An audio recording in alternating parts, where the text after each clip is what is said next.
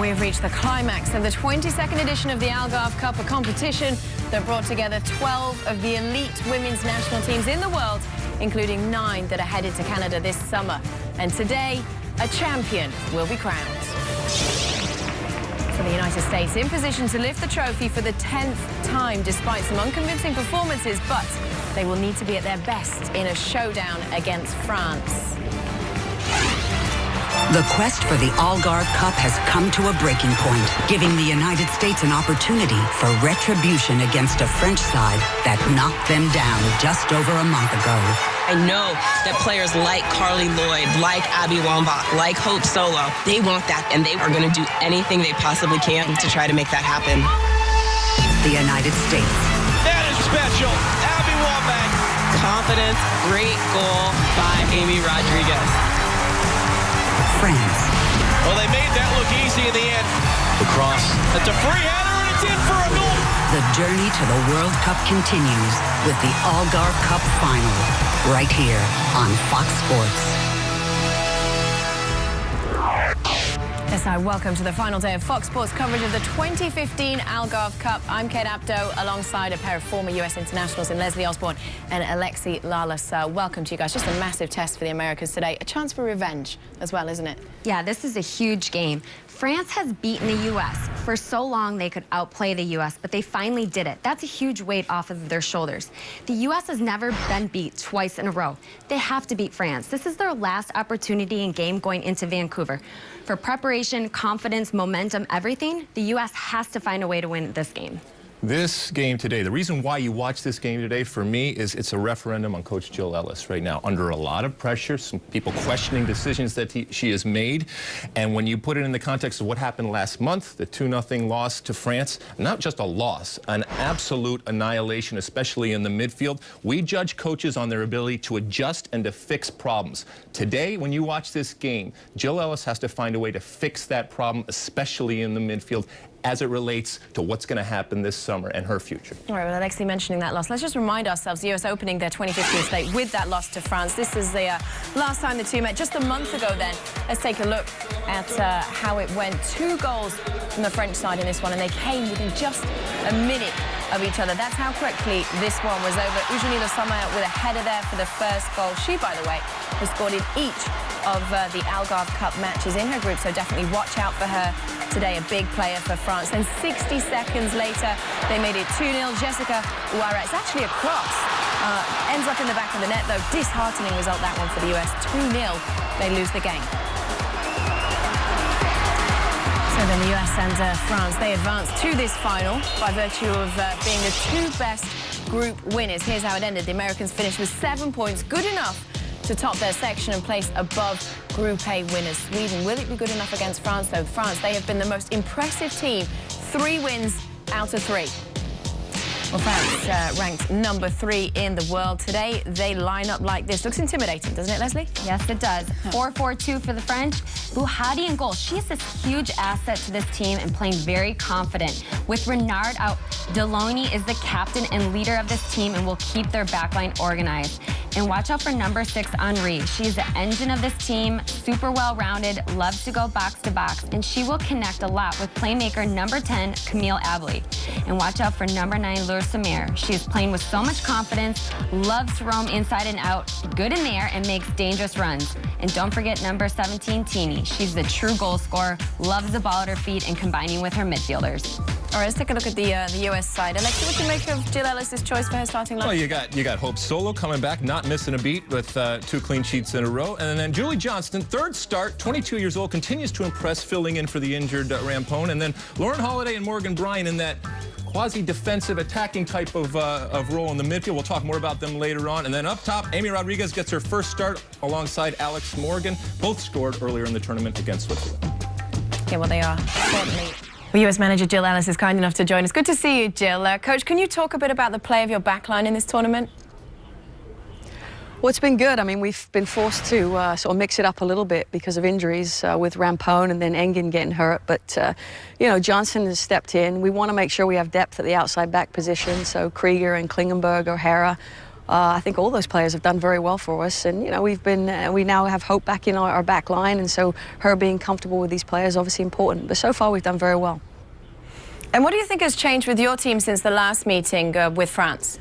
Well, I think a lot of things in all facets. You know, it's really about progressing. You know, we've had players join us that weren't with us on that trip. 3 players back in, so certainly bringing personnel in.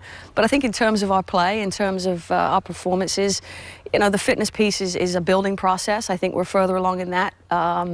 I think defensively, I think we've been able to learn some things and tighten some things up since then. And certainly, I think in the attack, it's really about getting in a rhythm in the final third. And I think we're creating more chances and still learning more about ourselves. They're highly rated right now, aren't they? What do you think makes France one of the favourites to win the World Cup this time around? I mean, France they've got a lot of weapons. I mean, I think they're an athletic and technical team, which is a great combination, much like ourselves. And they have great familiarity. They're in form right now. But I think they're a team that certainly they've been on the world stage for quite a while, and now they're getting the results.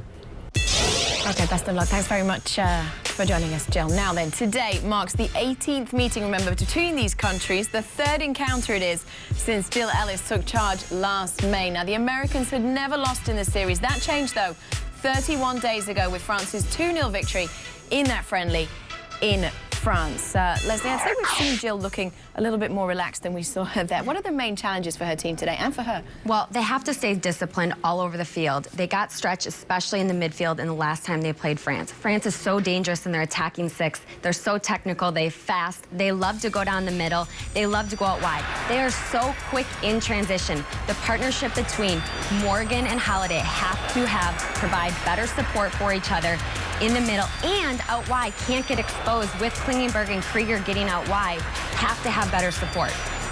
Here's the problem with regards to Lauren Holiday and Morgan Bryant. And I asked Jill Ellis this yesterday. She said, look, I got a bunch of 10s out there. Nobody really in that defensive midfield position. Both of them like to attack. It is not in their DNA to defend. Okay, fine, you got to teach them how to defend. But in the first game against France, we saw last month that they lost. The problem was the midfield was overrun. They didn't have possession. So if you concede possession, then you better know how to defend. So these two, if there is no possession today, they better be on their game defensively. That DNA better show up today. All right, the pressure is on. For more on this one, let's check in with our match commentators, JP Delacamera, Kat Whitehill, and Tony DeChico with you. Thank you, Kate. Tony, I know it's a final, but just how big of a game is this for the United States? Well, for me, this is a benchmark game. In the history of the USA women, very few teams have beaten them back-to-back.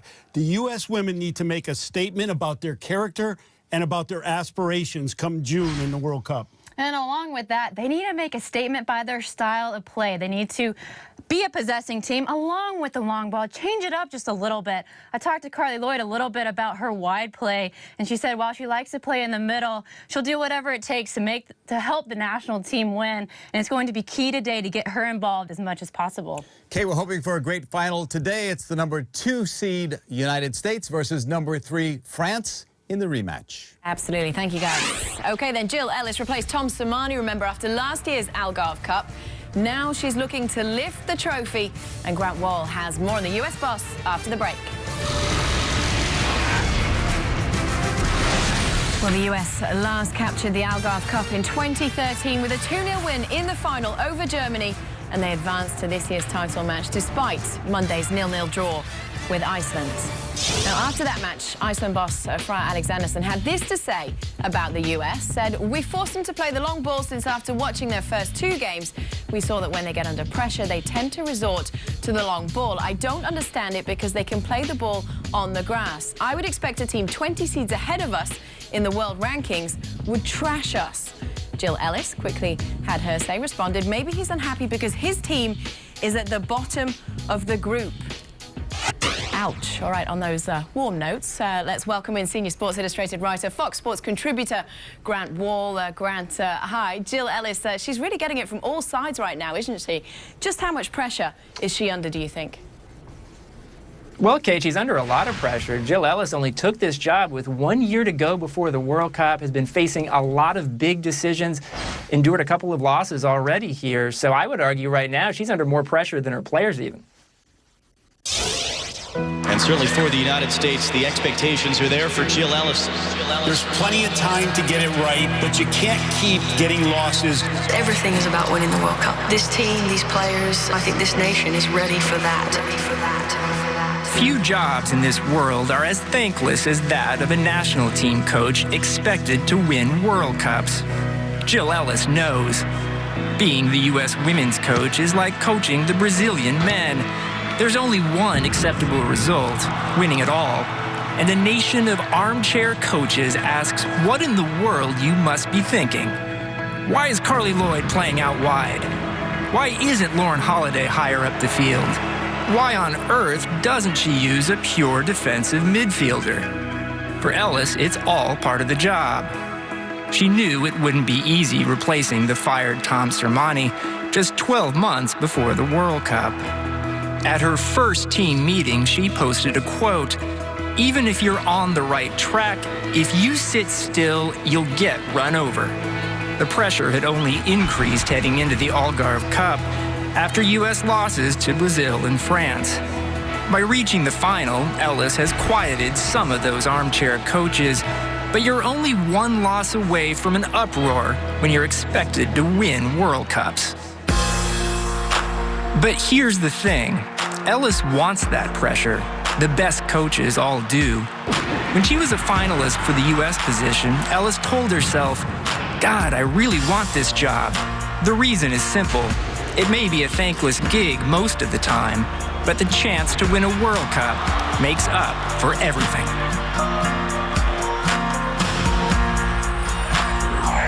And the pressure is on Ellis, hoping to lead the US to a third World Cup crown. Grant, what is going to be her most important decision this summer? Well, for me, it's the question of if you have to win a game, do you start Abby Wambach or do you bring her off the bench? We're seeing today in the final that Wambach is not starting, but most of the players I spoke to when I was in Portugal recently, I asked them that question. They thought Wambach would start a World Cup final, so that's going to be a big one for Ellis the rest of the way.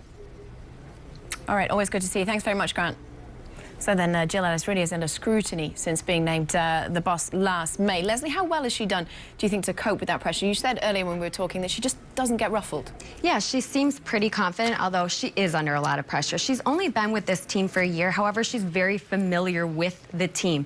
Time is winding down. In qualifiers, they played against bunker teams. They didn't have a lot of great chemistry. They kept talking about the Algarve. She kept saying, I'm going to have my lineup. I'm going to have my players. We're going to be playing very good at the Algarve. Well, today's the final.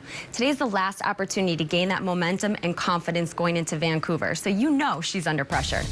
If she wants the pressure and she welcomes the pressure, fine. I'm here. I'm here to help. Given the resources, the talent, and the culture, if Jill Ellis and this team this summer does not win the World Cup, it is a failure, and a failure that dates back to, well, post-1999, as we've talked about right now. This is a team that certainly can do it, and that's her job. And as I said before, if it doesn't happen, people are going to look to her and say, why did you do this? Why did you do that? But as Grant Wall said, this is the way that we view our women's national team in the United States, in the same way that you view Brazil. Sometimes it lacks perspective, but guess what? That's the gig. She took it. I think she can come out of this summer sitting pretty with a World Cup. All right, well, let's see. Alexi Lalas piling on the pressure. Now then, Ellis's first match as permanent boss was a 1-0 friendly win over France. Remember that one? That was last June. Today, she is looking to claim silverware against the same opponent. The US has prevailed in its last 3 final appearances in this tournament, with the last defeat coming to Sweden on penalties back in 2009. Kickoff is just minutes away.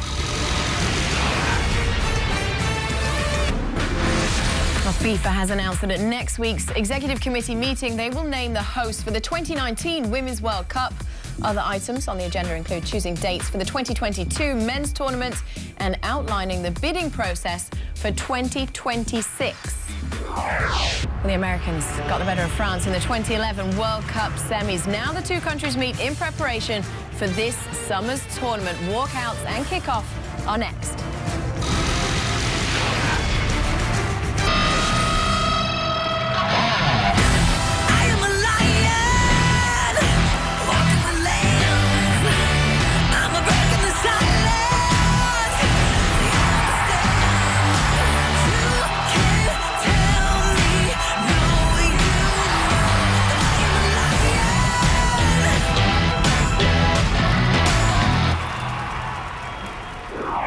Catherine, so this is it, the final, the US against France. These two sides meeting for the second time within a month. Are the US better equipped this time round? They are. They've had a month to regroup, figure out what they need to do against this French team. I believe they have to stay more compact. The partnerships between Holiday and Bryant. Also, Lloyd and Megan Klingenberg on the side, and Press and Krieger have to stay more disciplined. France is so good technically that they will go at the U.S. down the middle and have the ability to go out wide and serve balls in the box. Yeah, that midfield, that's where it's going to happen. If they concede possession, fine, and you got to be able to defend. All right, then kickoff just moments away. We're just waiting for those national anthems to start. Let's listen in.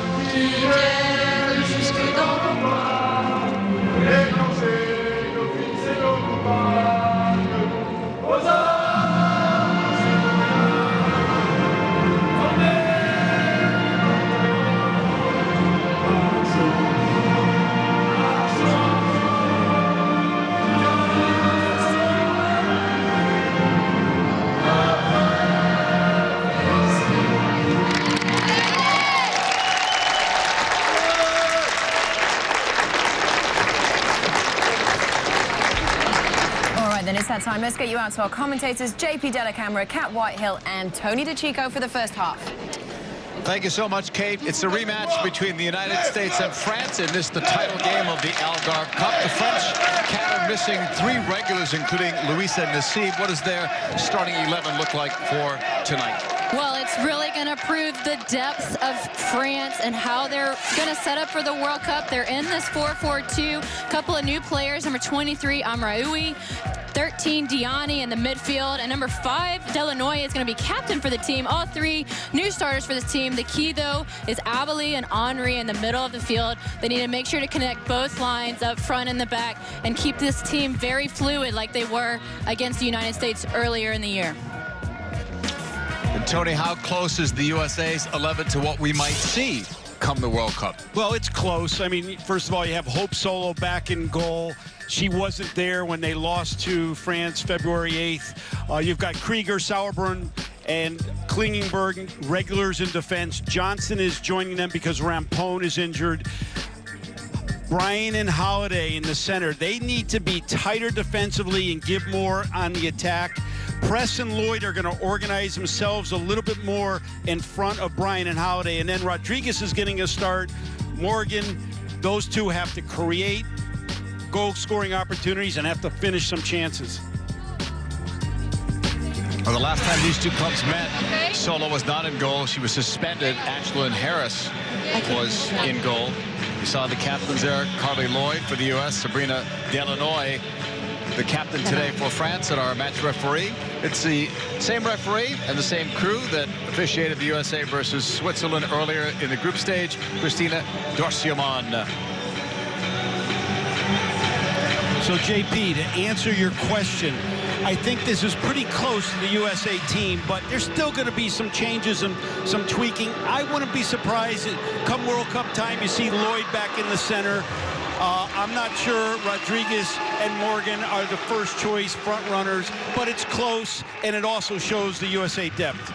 Two different looking huddles, the French arm in arm, more quiet. Abby Wambach, even though she's not starting Cat, was the one leading the charge in that USA more animated huddle. Well, she's always been that player. She's an inspiration to a lot of people by her words and her actions, and you want to hear from someone like Abby Wambach, who has the experience of being in this final game and of someone that's not accustomed to losing to a top team back-to-back. And I know that right now she wants to get her team pumped up so they're ready to play and they can go beat this France squad.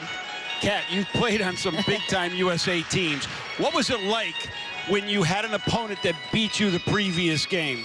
You never forget it. You remember it as long as it takes. I remember in 2003 we lost to Germany in the semifinal of the World Cup, and it took a whole nother year to play them in the semifinal of the Olympics, but I never forgot that for a whole year, and it was our goal when we went out onto that field to win. And how about you as a coach? I mean, you just have to think the whole time something has to change a little bit to beat them. Yeah, you don't forget. You never forget. You try to figure out what you did wrong the first time and try to, but, you know, luckily the teams that I coached, they wanted it probably more than I did, and it's important that we see that from the USA in this game. Moment of silence, and the French players wearing black armbands in honor of 3 French athletes who died in a helicopter crash so tragically in Argentina earlier in the week.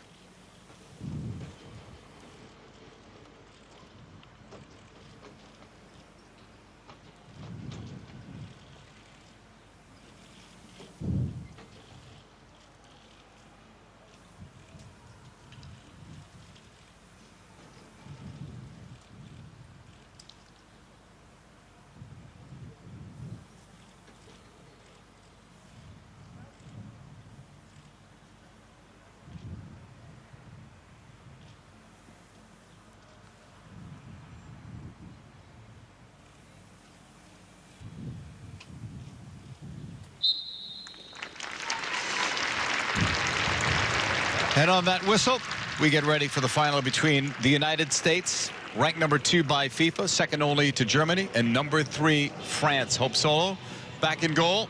Gave up that 1 goal in the first game. Nothing since. Bouadi has been very good in World Cup qualifying and also strong in this tournament. She is now France's number 1 goalkeeper. We saw her in the Olympics as well in 2012. Well, France may be ranked number 3, but right now, they are the best team in the world. I'm not saying they will be in June, but right now they're playing better than anyone else. And you can see they're just having fun playing. There's just a fluidity to this team where they're not afraid to run and play off of each other. France at the start with the ball. They're in the all blue uniforms, USA in predominant white. Bouadi will send this ball over the halfway line.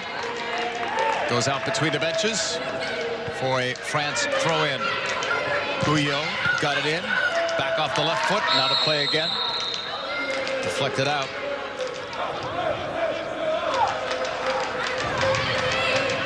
In the collision with Carly Lloyd. Bouillot, one of the many players on this team. He's played in the last World Cup and Olympics. Carly Lloyd just got spoken to by the match referee, Dorsiaman. Bouillot will take the free kick from just over the halfway line towards the box and right outside of it. It's settled. I mean, he couldn't get anything going toward goal. Out for another throw-in.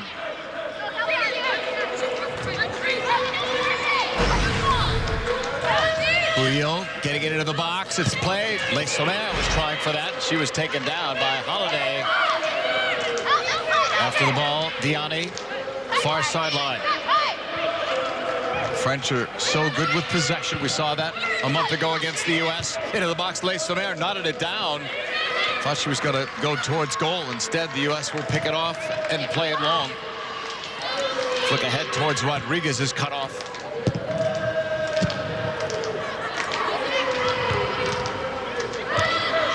Back and forth they go. France settling. Yanni.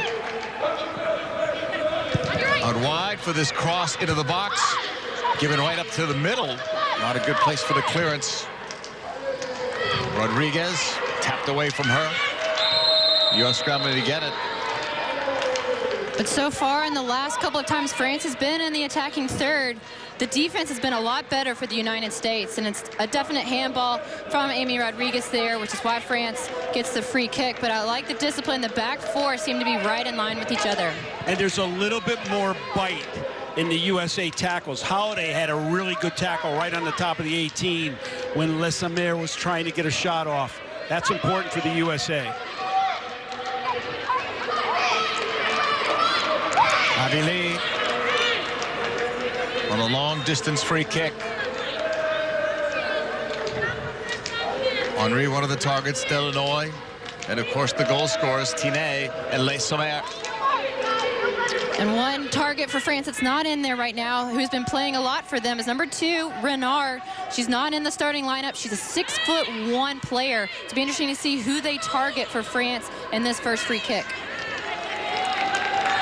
It's quite the conversation before this free kick. And on that whistle, Abili, curling ball that's inviting. Headed once, second ball, won by France, and then it's cleared away by the U.S. Just outside the circle, high pressure now on France. Rodriguez, it's Bouadi clearing.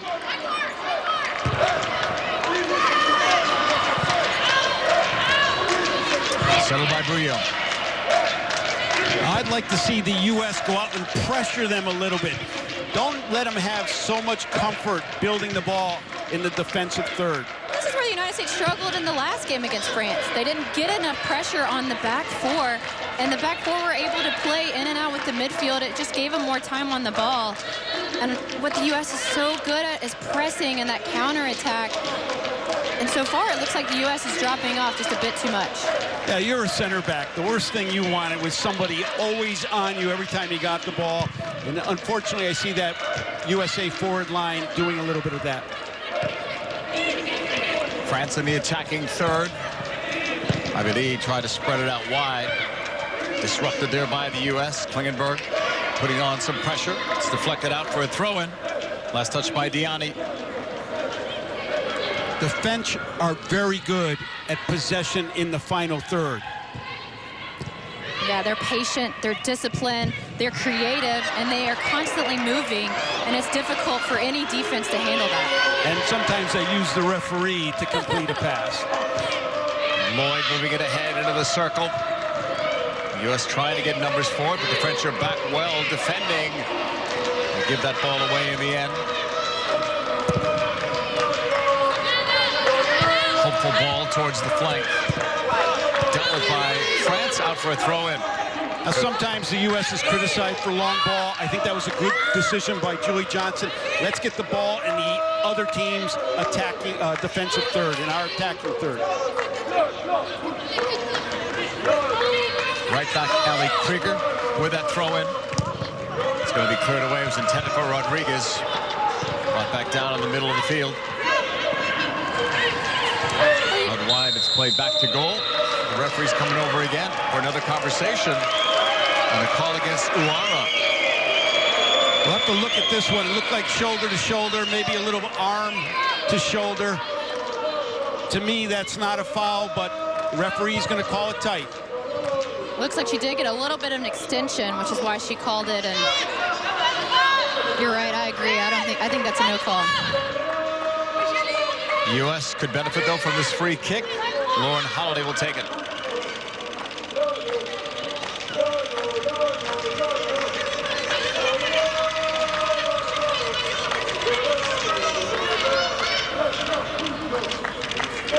About 23 yards away.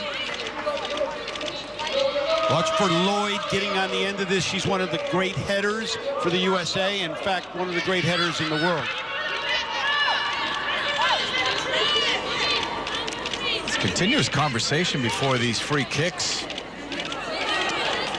The protocol of refereeing.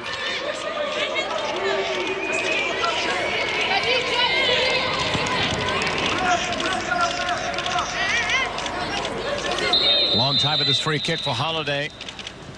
She'll strike it, serving it, it's headed home. The U.S. has scored, and they'll take the lead. Julie Johnston. Looked like she was the one that got to it in the 7th minute. And I just love seeing her grin. This was a fantastic ball from Lauren Holiday. Wide open is Julie Johnston, and all she had to do was flick it on because the ball was so perfectly placed. Yeah, good ball by Holiday, poor defending by France, but let me say, this is important for the USA to get ahead. They have their game face on, they're defending well, and now they've scored off a set piece. And it's Julie Johnston's first international goal. It gives the U.S. the lead in the 7th minute. And the first half goal of this tournament for the United States. Tony, was France ready for that after that long delay with the referee having the conversations with players? They didn't look ready for it. It was a questionable call to start with, but the USA executed offensively better than France executed defensively. Well, the difference is that the United States also had a talking to when France had a free kick, but they were ready. France just completely had a mental shutdown, and the United States made them pay for it. Number 20, Boutel, lost her mark. Julie Johnston with an important flick gives the USA a big early goal.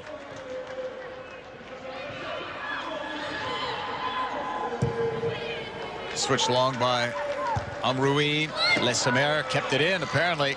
On this left side, Bouillot leaves it. Henry holding, driving it into the box. Solo right there to grab it.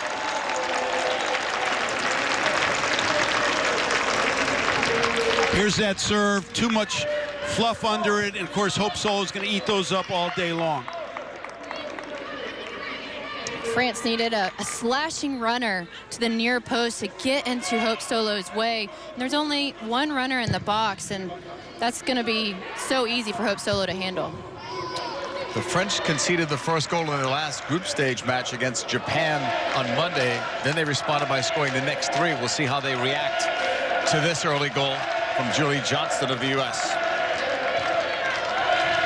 Holiday chased back by Tiné. Cleared it out. Yeah, bad choice by Lauren Holiday. She had an easy pass to Sauerbrunn. She was a little bit off balance. Take the easy option.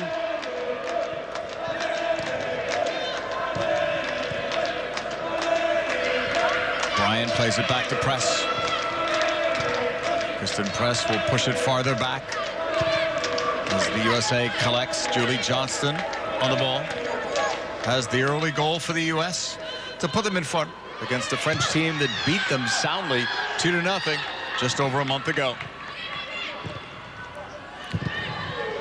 And Kristen Press missed a nice run from Alex Morgan there. Just a little clip over the right outside back for France that could have put Alex Morgan in, and instead decided to play it safe, which is okay, but the United States still needs to look for that. You have Alex Morgan and Amy Rodriguez's speed up there. Try and put the France defense on their heels a bit, even though you're up 1-0. U.S. on the ball, switched by Morgan. Klingenberg after it on the far sideline, forced back. Putting on the pressure was Diani. Johnston looking, trying to go long.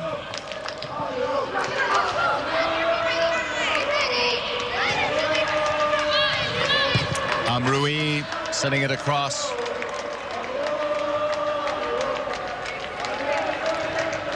The U.S. team looks much more organized defensively. I'd like to see him keep possession here. Julie Johnston's long serve that time, I think, was unnecessary. But good start by the USA. Well, the United States looks completely different, but so does France. They have a lot of new players in there that did not play in the game where France won 2-0. And it's going to be interesting to see you know, how France reacts to this with their younger players getting some looks, some players that don't get as much, and if the U.S. can capitalize on the lack of experience from this France starting 11. Morgan Bryant tried to deliver that one to the attacking press. It was blocked by Delanoy. The U.S. try to recover, but instead the French take off, trailing by a goal. Out wide to Leissemer. She scored a goal in each of her 3 games in the group stage. Cutting, frees herself up, shot off the right foot is blocked. It's off Johnston, and the U.S. will clear. Pressure on the ball, the U.S. keeping it. Well done by Rodriguez there to hold the ball up and start a possession sequence for the USA. And now they just need to probe. Be patient, change the point, probe until somebody's open to, you know, receive a pass and get behind the defense. Kat, besides the scoreline, how different is this game from a month ago against France? Well, the United States looks a lot more confident. They're more composed on the ball. They're seeing the spaces a lot better. They're much more disciplined in the back. There are 6 players a lot of times behind the ball. Here they come in the attack, and the ball played to feet. It's going to be cleared away by Utel. Did not connect, but a good ball by Kling, and Morgan almost got on the end of it. I like this bending ball low. This is the type of ball that sometimes defenders score on their own team. That's a good attack by the USA, and they've earned a corner. And one thing the United States struggled in the last game was the flank play, and with Klingenberg getting up like that, and Krieger as well doing a nice job in this tournament of getting up the flank, they're doing a nice job of getting it wide and being a little bit more creative on that side of the ball. Corner kick for Lauren Holiday. U.S. scored on an earlier set-piece opportunity. Free kick that Holiday took. Julie Johnston headed it home, and here comes another conversation. She's been watching too many Champions League games.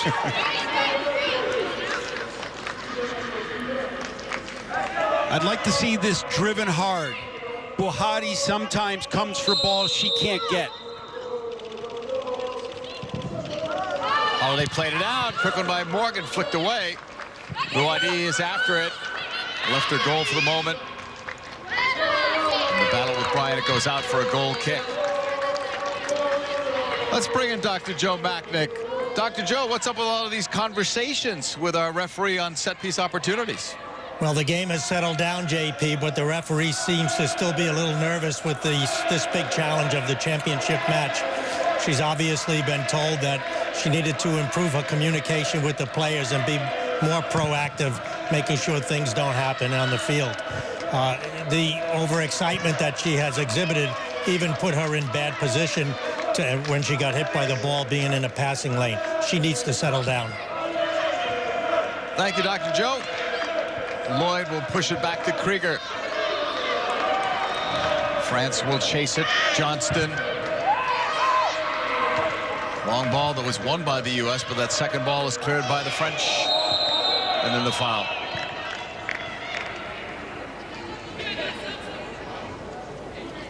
Morgan gets called. She scored in the first game, not since, but how has she looked overall? Well, she's still trying to find that scoring touch that she is so brilliant at. I like what she's improved. Every game I've seen so far, she's improved. She's improved with her shot. It seems to be more confident. Her runs are a bit better. Sometimes she still gets a bit lost, but the more games she plays, the more she's going to find that scoring touch. I don't think this system helps her. This 1-4-2-2-2. There's more bodies in front of her which block up passing lanes. She wants flank players to beat players and find her in the box. That just isn't happening. Ball is given right back. Abby Lee bumped by Johnston in the box. And it goes out. Abby Lee says corner. The referee says otherwise. Well, it's a poor clear from Klingenberg. Abeli is able to get it, and Johnston needs to be very careful there. She does use her shoulder well, but it's still pretty far away from the ball, and that could be called for obstruction. Yeah, I think she handled it like a veteran defender. Not bad. She scored a goal. She's shielded one over the end line to give her team a goal kick. Good start for Julie Johnston. Yeah, that's a lot of confidence in the penalty box to use that shoulder. You can't make a mistake. You're right, Kat. Uyo pressed there. Played it upfield. So I like the front runners went in and pressed. Amy Rodriguez went in and pressed, but now the midfield has to join them, so it's not an easy pass to get out. Exactly. That's where the United States has to get on the same page. They're staying in front of their back four, the midfield is, but they're not connecting well with the front two. And that's where, when you get into the World Cup, that's what everything has to click. And that's how the United States will win, is when you kind of see there's a runner going, everybody's going at the same time. You just read each other extremely well.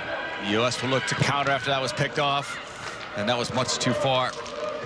Yeah, I call that the not on syndrome. Sometimes things are just not on. Don't play them. You play them, you're just giving the ball to the other team. It was a good step by Holiday to win the ball. You look for that quick counter, but if it's not on, find another option. Butel will play it short. 18th minute. USA leads France 1-0 on a goal off of a free kick by Julie Johnston, her first international goal. This is Abeli deep and switching. Along the sideline, Klingenberg battles. Wins that battle, but now must continue on as she's double teamed. Diana got in there as well, and Uara knocked out. France will have it. Still good display of being ready to tackle by the USA. They have more bite. In that first game, February 8th, Jill Ellis said we tackled terribly. Henri battles, and the USA will get it. Well, that first game that these two clubs played in February, the French dominated on the flanks, Tony, and also in the middle. We've not seen that wide play today. Why is that? Well, could be personnel. Tomi is not in the game. Nassib is not in the game. But I also think the U.S. centrally is defending better, and they're getting to wide passes much quicker and putting them under pressure. We have to give credit to Jill Ellis. She made the proper adjustments defensively, and you're seeing it. I do think a lot has to do with a little bit of lack of personnel from France. You talked about Tomi. She was difficult for the United States to handle in the previous game. The ball was out of play. You're right, Kat. I mean, Jill Ellis has come under a lot of criticism after the Iceland 0-0 match. But let me tell you something. The USA beats France today, and everything is fine. Maybe not everything, but most is fine. Johnston back of the ball. Paired centrally with Sauerbrunn. The cut to get away from Tine. She needs more options. She needs players finding seams, supporting the ball a little bit better. Ball given away to the French, and in the middle, Umrai. And France is keying on Lauren Holiday. They know that she's extremely good at changing the point of the attack, finding that flank play, and they're not allowing her. So, like you said, people need to show quicker for her to see it so she can start combining in the midfield. Guyot got it forward. Concerns as to whether or not the ball was out. That's a handball on Krieger. Free kick for France. Well, first Lloyd did a little bit of officiating. She thought the ball was out. She stopped playing. Rookie mistake, and now right here, she kind of stops playing. She thought the ball was out. The play continued without her, and then Krieger got the handball. I don't know if you can call it a rookie mistake from Carly Lloyd, who's one of the more veteran players. She just needs to keep playing. We haven't heard her name a lot getting the ball yet. Abeli with two in the wall. Ready for this free kick, about 23 yards away from goal.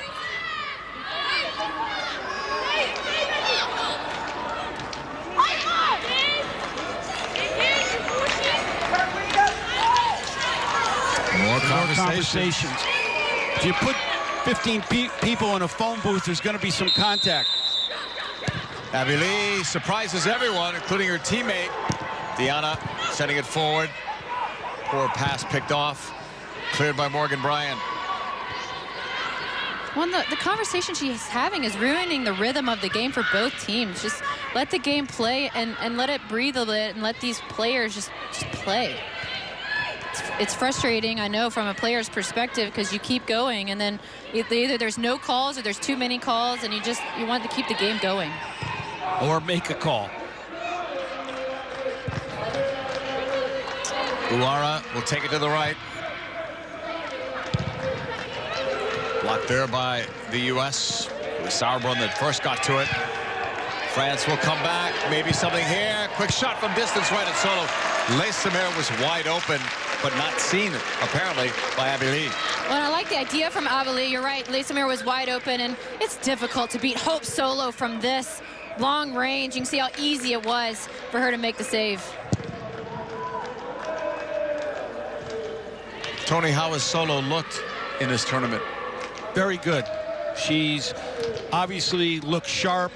The goal that the U.S. conceded, maybe she could have organized a little bit better. Basically, Morgan Bryant lost her mark. Hegensberg for Norway scored the goal. But overall, she looks confident, and she looks very solid with her handling. That was the only goal she conceded in this tournament so far. And the only time that the USA trailed. Carly Lloyd scored twice, and the U.S. beat Norway. That was on opening day for the U.S. Diani takes over for France. Abili, who's seen more of the ball than anyone, probably for both teams in this first half, finds Leissemer. Left off there, picked up by Amroui. Henry. Here's some of that French possession. Abili thinking about it, chipping it in. Leissemer, and the flag went up, but that was much better from France. It was much better from France, and Abili knows that it's difficult to beat from the long range, which is why she tries the chip shot, and it does look like Leissemer was a yard or two offside. Solo will put it back into play. An incredible record. 80 shutouts in 165 games played for the United States. She has a great presence in goal. And it's a hard thing to define, but when you see it, you know it. Hope Solo has it. It's just a confidence, an arrogance almost, like, I own this space, don't come in. And when she's playing her best, you can just sense it right off of her. You know, it's funny, as a center back, I tell a lot of my goalkeepers that are behind me, I want you to have that kind of almost a cockiness, like you said, the arrogance to it, because then I can trust what you're saying, and I have no fear that you're going to cover me, and that is definitely something that Hope Solo gives you. Poor clearance out again by the French. Things that we were not seeing 1 month ago, and that Jill Ellis certainly wasn't seeing in that game.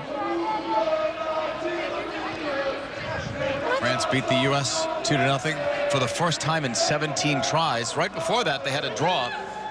And before that, a 1-0 loss. So the games have been much better, much closer. But that was a huge win for France to finally beat the U.S. And France deserved to win that game February 8th. But remember, they scored a goal on a missed cross that ended up in the back of the net. And Abby Wambach missed a penalty. But I think something that's interesting to me is France is so good with the quick passes and beating you with their skill. This is grass compared to the last game, which was on turf. And the turf really helped France in that quick speed of play. And you're not really seeing it nearly as much in this game so far. Yeah, but the USA women, they're used to playing on turf. I mean, all through their college career and so often. So I'm not sure that is a big difference, but for sure the U.S. is possessing the ball better in this game than they did. Johnston trying to lead. Krieger trying to catch up to that ball. Well defended by Butel. It's out for a goal kick. I think they're used to the turf, but I think that the turf benefited France from their style of play compared to the United States, and the United States playing catch-up the whole game. Again, pretty good possession by the USA. Didn't come off, but I like the fact that they're holding the ball more. Now they need to hold the ball more in the attacking half of the field and then eventually in the attacking third of the field. Bouillon off that left side. First had Leissemer, then Abili. Cleared by Johnston. Cleared out for a France throw-in. It's the first time that man Bergerou has coached a women's team. Had a lot of experience with the men, part of Aime Jacquet's World Cup staff back in 1998 for France. Push back to Butel. And when you talk to the French players, they said he's brought us a mentality and a confidence that we can win. and they work harder in training, and they're fitter. And these are all important things as they get ready for Canada in June. I think one thing that was interesting they talked about was they've been more in the weight training so that they can compete against teams like the United States and Germany, who are strong teams. And you can already get a sense that the weight training has been a huge difference for France because they've beaten Germany and the United States this year so far. Utel switching it to the left. Bouillot tackled out again. Another throw in for France. 27th minute, U.S. leads on a Julie Johnston goal. It came in the 7th minute off of a free kick taken by Lauren Holiday.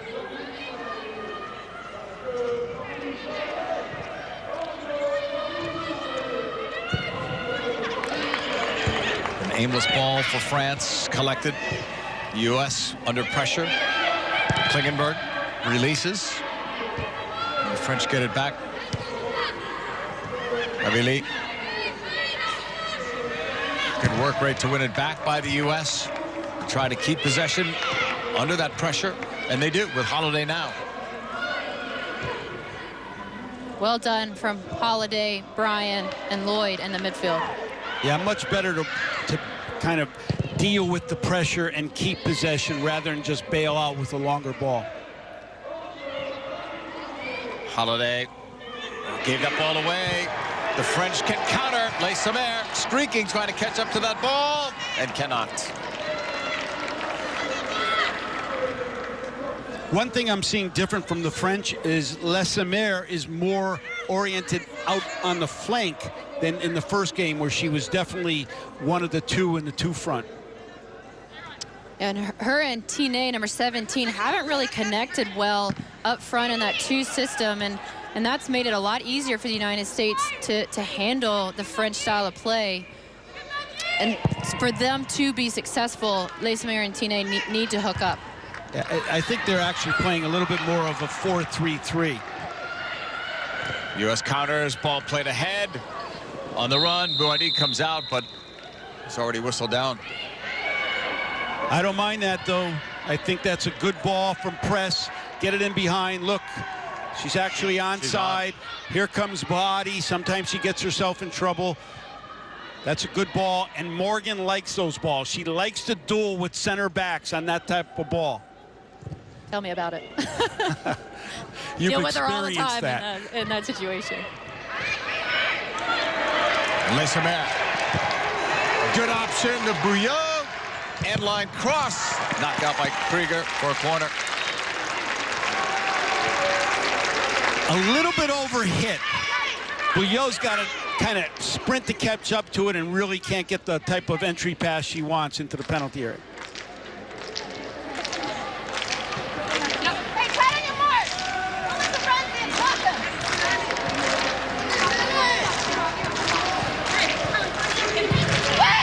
Driven right towards the middle. Should be out for another corner. You could clearly hear Solo's voice. You talked about, Kat, the difference in the pitch of the voice with Harris compared to Solo. We're hearing much more from Solo than we heard from Harris in that last game. Yeah, it's that deep, strong voice, and it's urgent, and you know exactly what to do. How she describes your positioning is experienced.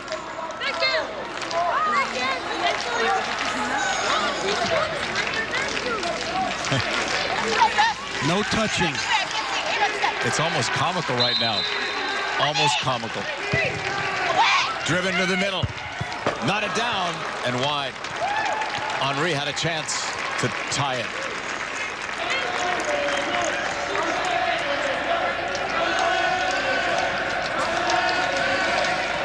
Yeah, Henry gets too good of a look here. Wasn't on goal. Hope had it all covered. Dr. Joe Machnik is with us. You said the referee was a bit nervous. She still looks nervous, no? Well, you know, these games are also tests for the referee teams. FIFA brought in 13 teams for this tournament, all of them trying to get to the World Cup. Sometimes under these circumstances, the referees for the referee inspector and not for the game. And that's what we're seeing here today. The throw-in is coming up here. Thank you, Dr. Joe. We'll have Dr. Joe with us for any controversial calls we may see today. Morgan got sandwiched there.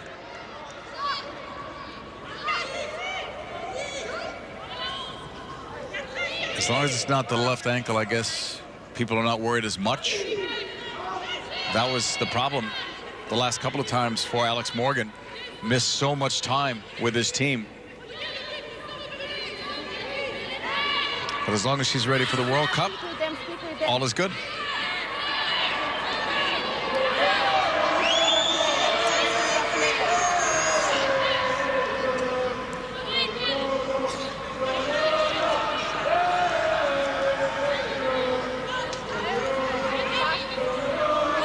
You can see Carly Lloyd, you can read the lips, just let us play. I'm for that. I am too. It's frustrating from a player's perspective to just have these stoppages of time for no real reason. Of course there's going to be some bumping in, jockeying in. They're playing man for man there. Holiday puts it up there. Not a down wide of goal. Goal kick for Bouhaddi. This is just a bit short. Carly Lloyd's able to get ahead on it, but that's a tough distance to finish from. She did well just to get on the end of it, I think. U.S. normally good on these set pieces, but many times that's when Abby Wambach is in there, so they have to adjust when she's not in there, find other targets. Abby available on the subs bench today. Down the left side, Bouillot with a cutting ball. Lesamer taken down. Foul is called on Morgan Bryant. And a yellow card. Oh boy. You wonder when one of those was coming out with all the conversations. Foul. Minimal contact. She gets caught on the wrong side of Lesamer, and Lesamer is a veteran and goes down, appeals to the referee. Referee buys it a little bit. I don't think that's yellow card worthy, though. I like the physical play from Morgan Bryant there, but that does not deserve a yellow card. No. More important here, this free kick for Abby Lee.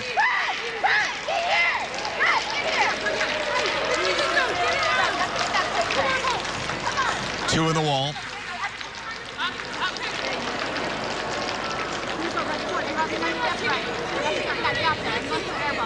And she's organizing, but she's never taking her eyes off the ball. That's good goalkeeping.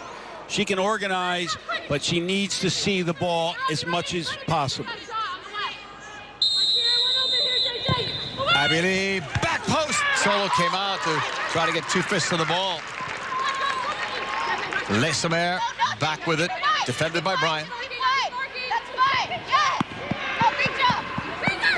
Deflected out for a throw-in. This is an excellent ball from Abby Lee. So dangerous, but Hope Solo is able to handle that and perfectly punched out of any kind of shot coming back at her.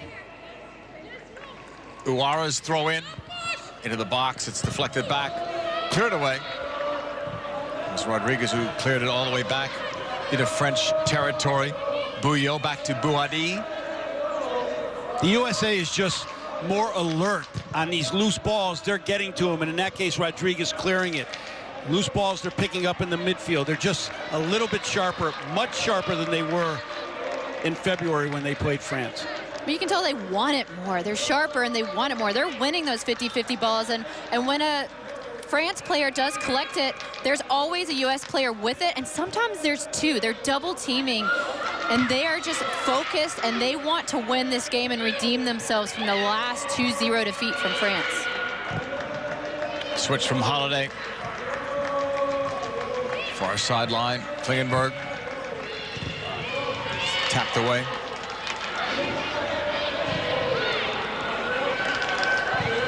Diani plays it back. U.S. high pressure. Bouhaddi over the halfway line, trying to find a target. There's one in the air by Johnston. Johnston earning some valuable minutes in this Algarve Cup. Here's Lesamer. Brings it toward the middle.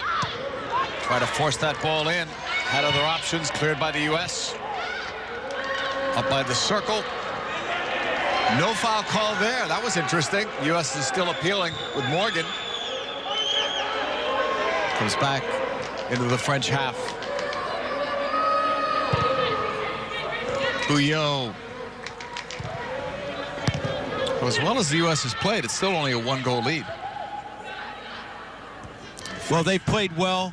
They're much more tied in. The two center midfielders with the two central defenders. Well, in France, they possess the ball so well. So when the United States wins, they're looking for the attack, the counterattack right away. So the typical possession for the United States is a lot shorter than France, which is why it's still 1-0. The possession has been the best defense for France so far.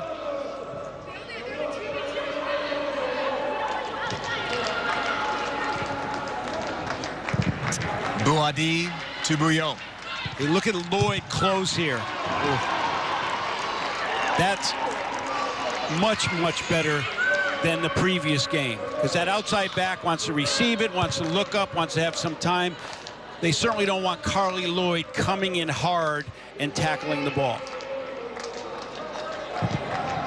Bouhaddi, long distance. Try to go out wide for Henry. It's cut off there. Klingenberg defends. As the French get it back, Bouillon's pass, Henry. So that type of interception there, the tie-in from the central midfielders so that entry pass doesn't come off easily. And Morgan Bryan has done a nice job of reading those passes and intercepting them right away, not allowing the forwards of France to get any kind of looks on the ball. Samara to the middle. So right there, Press and Lloyd had a little bit of a 1-2, but Press went right back into the center instead of staying wide, where I think it would have been a more easily connection. She's good in the center, but she can really break defenses down on the flank. French pick it up. Out wide, Uara, defended by Krieger. Abili was chasing after that ball, but it's cleared away into the circle. Morgan tried to leave it off for Rodriguez. It's picked up instead by Lloyd. She continues as Morgan keeps possession. And on that far sideline, the U.S. will lose it. Now Krieger's on the left, Klingenberg's on the right. I'm not sure if that change happened from the bench or just from the flow of play. I think it's the flow of play.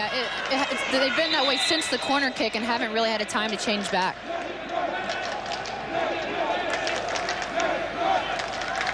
Well, here's a little bit of that bite I was talking about earlier.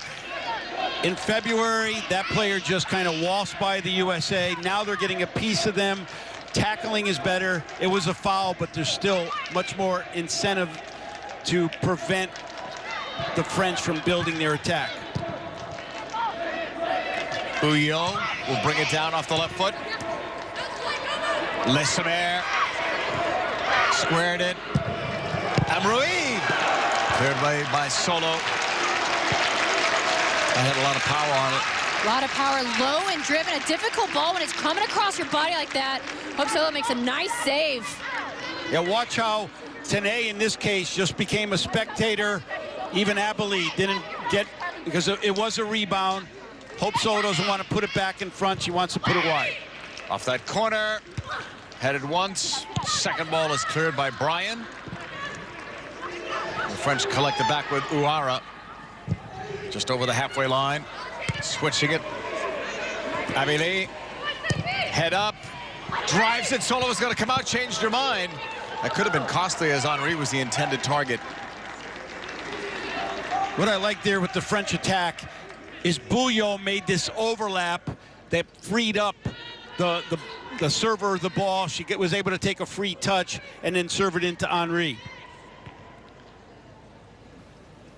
Interesting, this decision, though, from Abili, who served the ball. There was only one French player in the box with 4 U.S. defenders.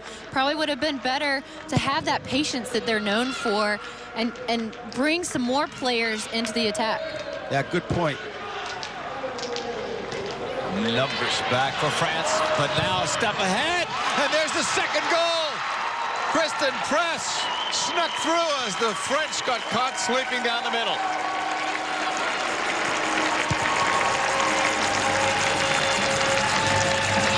Now they got caught sleeping, but Kristen Press can do this. She can beat players. She picks up the ball at midfield. 1, 2. Made it look easy and then just slots it. This is an excellent goal.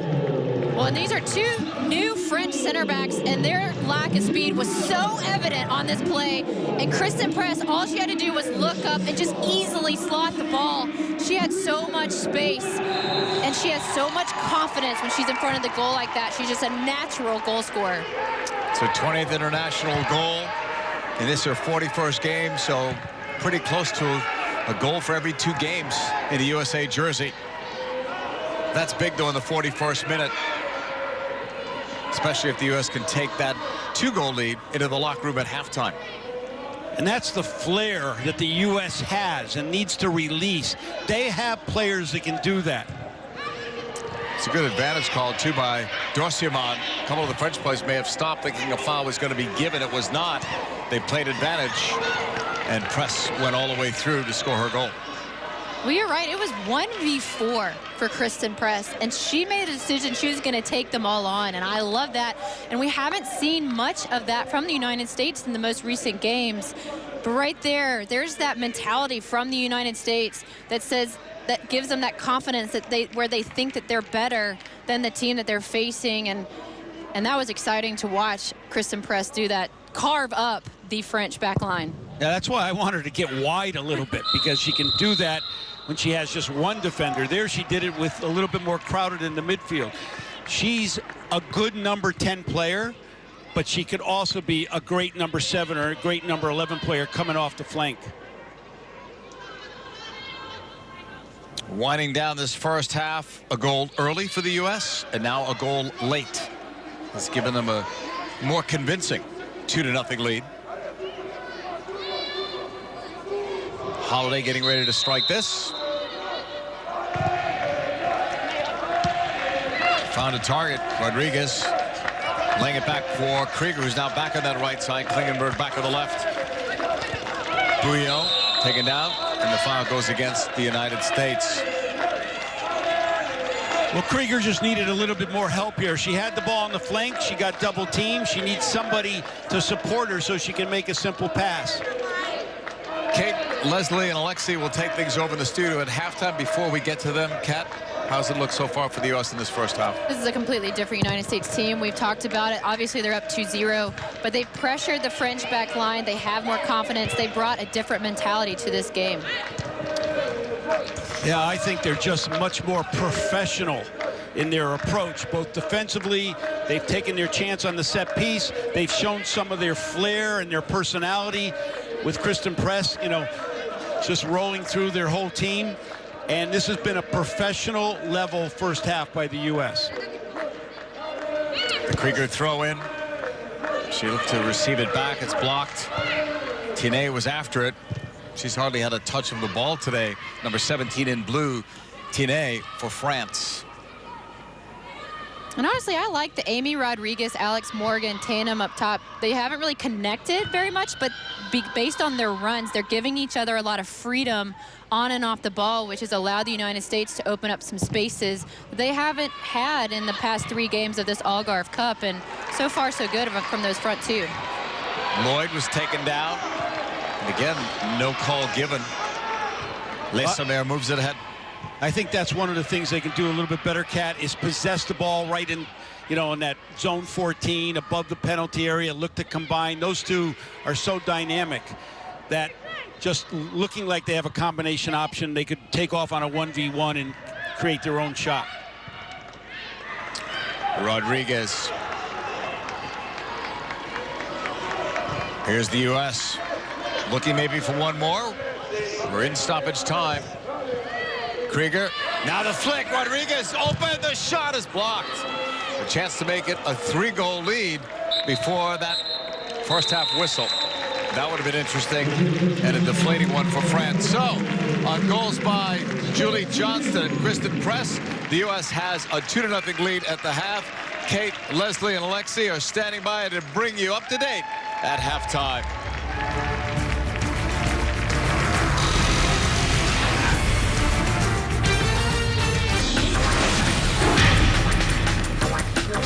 So then the U.S. 2-0 up at the break. Here now the first half highlights for you. The Americans got themselves to a great position. Julie Johnston with that finish. Oh, you know I love a set piece. Look at this. Julie Johnston getting high. Finishing off the set piece. 1-0. Things going well for the U.S. Leslie, then let's move on. What else have we got? Hope Solo. She is just so key to this team, isn't she? She's huge. And Camille Abilene, number 10, great offensive midfielder, strikes it for long. Hope Solo is going to have that every time. And again, we see again, she just comes up big at the moment that you need her, doesn't she? Yep. Bit of a big rebound there, but luckily it didn't hurt her there. Coming through a lot of bodies there, so she probably didn't see it till the end there, but she's there to make the saves. And then this second goal. How important was this goal at that time? It's huge. They started off well and they ended well. And Kristen Press taking advantage of their lack of midfield shape, using her one-on-one ability, so good on the ball and so fast, and just finishes that with complete composure. Huge goal to end the half like that. Great score at the halfway point. 2-0 up the Americans against the French team, which we had praised and said just how good they'd been in this tournament. Is this the American team that we were hoping and wanting to see, Leslie? Absolutely. It's the team that we know. They started off that half more focus, more intensity. They were high pressuring. They came with numbers. There was support all over the field. The partnership between the center backs and midfielders to outside backs, it's great. And Julie Johnston coming up big. She gets her 4th start. Shows her versatility. She is so dangerous, even in set pieces. Takes advantage of that space in front of the goalkeeper. All she has to do is just take a little bit header. She has helped herself a lot in this tournament. Lexi, you're not an easy man to please. No, I'm not. Possession-wise, I thought it was better from the U.S. Than the first game, or the game in February against France. That was good. We talked before the game about Lauren Holiday and Morgan Bryant and that relationship. I was pleased to see that when one went, the other one pulled back, and when the ball went over the top of both of them, at least one of them, immediately the first thing they thought about, get back into a better defensive position. And then on the other side, Kristen Press, that goal, that was a wonderful goal to see for the way that she took on multiple players. We can check it out again. Check out, she cuts it back at the last minute. Ready, ready, ready. Oh, beautiful. And then the ability to calm, have everything slow down, and then just slot it in the corner here. Look at that move right there that gets past 1 and then 2 players. That is individual brilliance. And you know what? Sometimes individual brilliance can win you a World Cup. All right, 2 pieces of individual brilliance so far. 2-0 up the Americans at the halfway point. Julie Johnston with her first international goal. Big goal for her it was. Big goal for the U.S. as well. They have one hand on the trophy now. Stay with us. We've got first half analysis and news from FIFA after the break. Kristen Press with a spectacular run to score her 20th international goal, and the Americans closing in on a confidence-boosting victory. The U.S. with several matches now still to play in preparation for this summer's World Cup, including a send-off series in May against the Republic of Ireland, Mexico and Korea Republic. Ticket information for those matches can be found on ussoccer.com. Now, FIFA announced today that at next week's Executive Committee meeting, they will name the host for the 2019 Women's World Cup. Other items on the agenda include choosing dates for the 2022 men's tournaments and outlining the bidding process for 2026. So the U.S. women looking to build momentum towards the 2015 World Cup in Canada. They are leading France 2-0. The second half is next.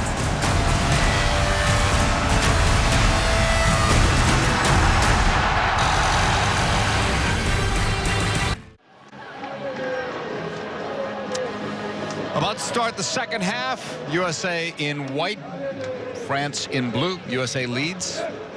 2-0 score. Johnston and Press are the goal scorers. Christina Dorsimans getting ready to blow the whistle and get the second half underway. Well, she might talk to a couple players. Well, she did that a lot in the first half, certainly. Gave the 1 yellow card to Morgan Bryant, but a lot of discussion.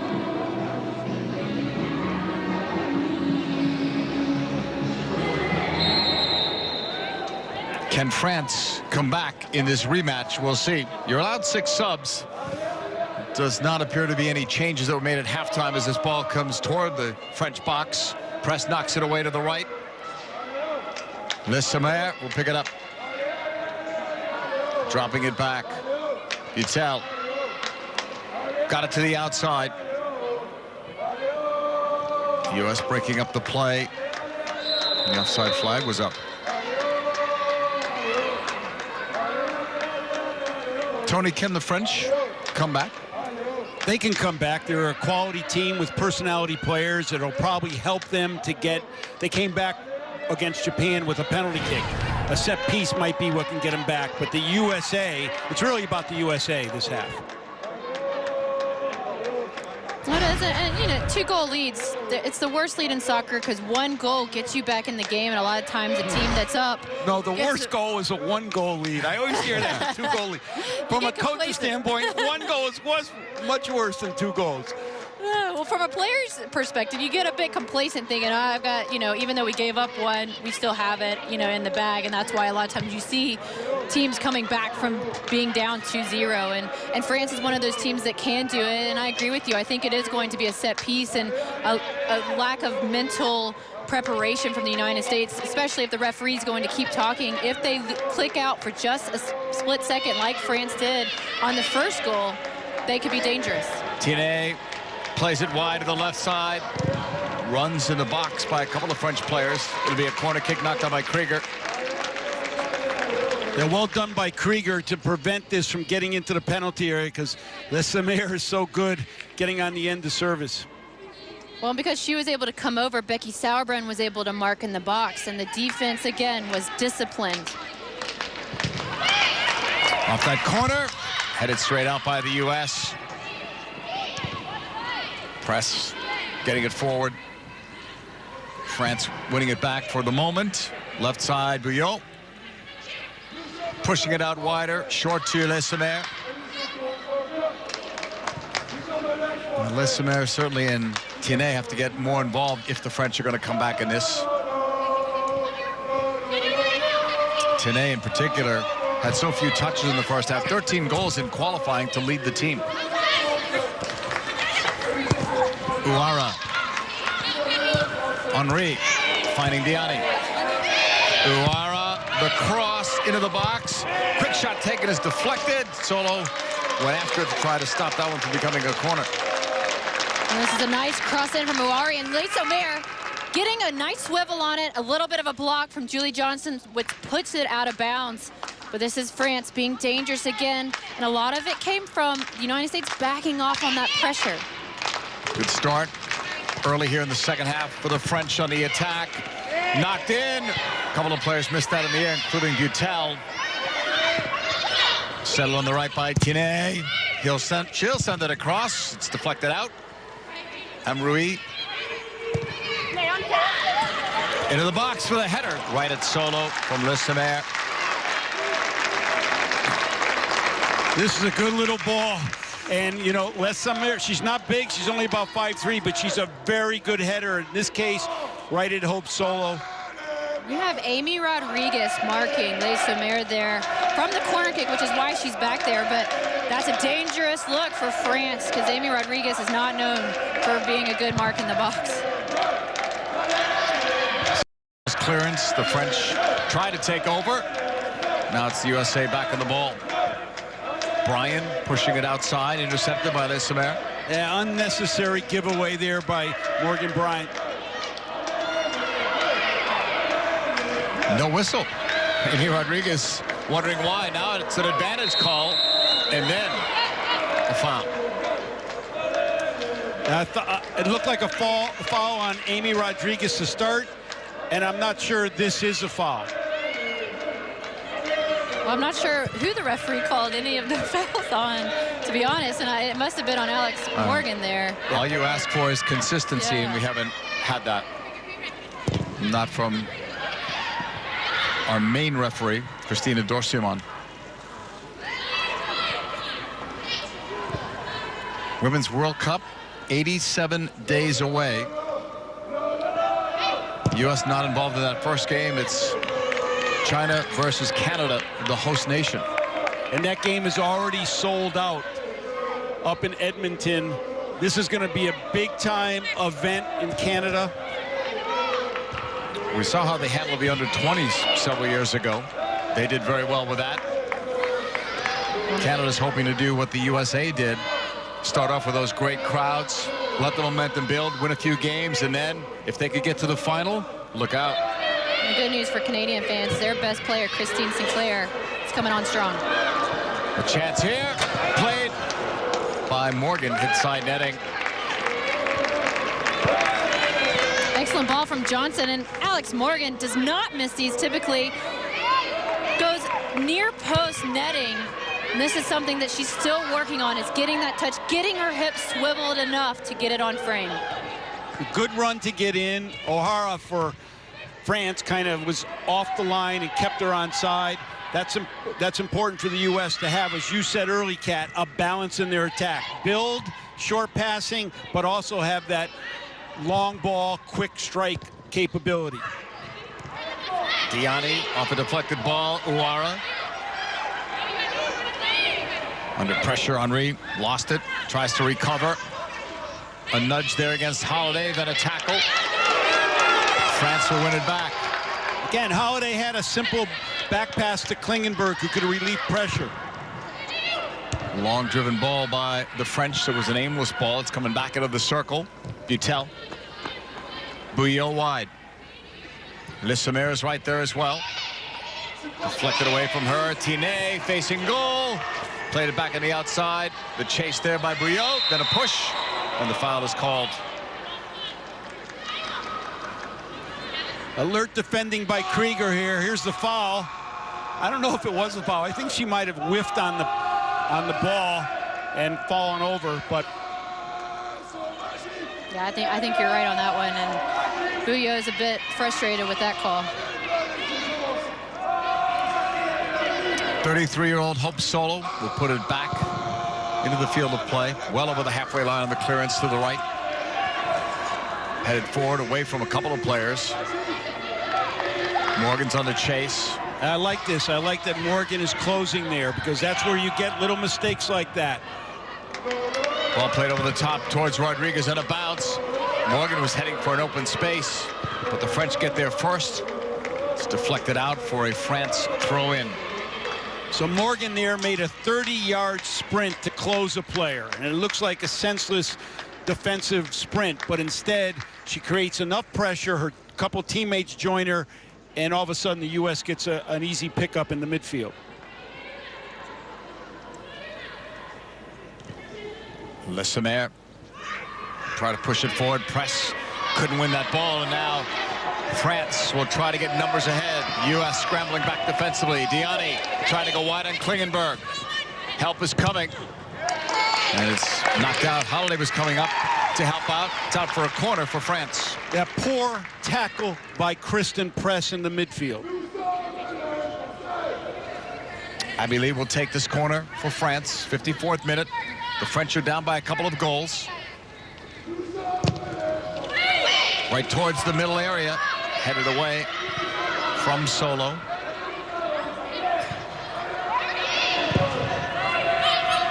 Solo should grab this ball and does easily.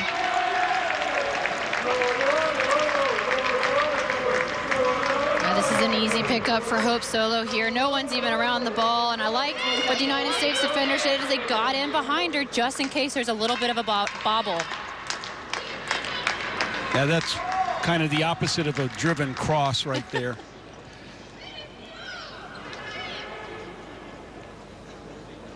Solo, veteran of a couple of World Cups, sends it forward. Push there, Morgan went down. Free kick, U.S. Good call from the referee. Butel is definitely blocking Alex Morgan from getting the ball, but right now the United States needs to settle down a bit. They're doing a lot more long balls in these first 10 minutes of the second half. I like that they've changed it up. Now they need to play the ball on the ground a bit more.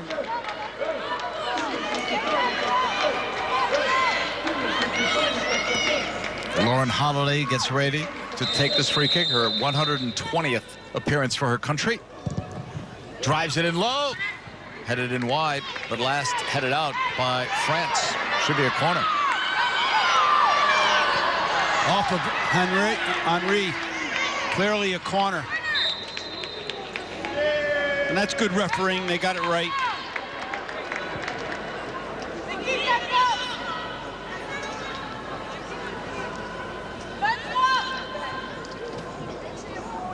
Holiday's been taking all of the free kicks and corner kicks in this one. Same scoreline as a month ago, except it's the USA that's on top of France. And of course, Lloyd's a big-time target on these set pieces, and I guess Julie Johnston is too, right, Kat? Exactly, after a goal. Driven out towards the edge of the box. Knotted down and then cleared away by Butel. Sent back in. Down this left flank. Holiday, who took that corner, has it cleared away. Going to go out for a USA throw-in.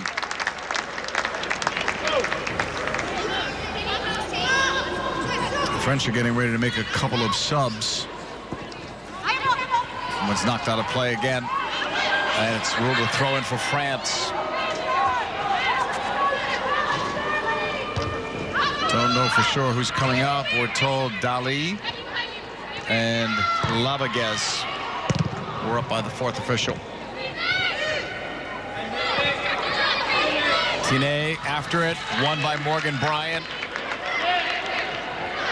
Bryant with a couple of cuts, lays it off. Klingenberg.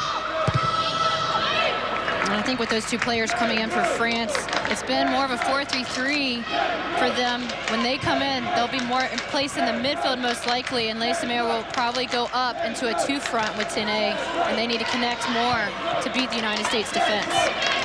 Sauerbrunn. And this is good by the USA. Keep the ball. You're up 2 goals. You don't need to rush it.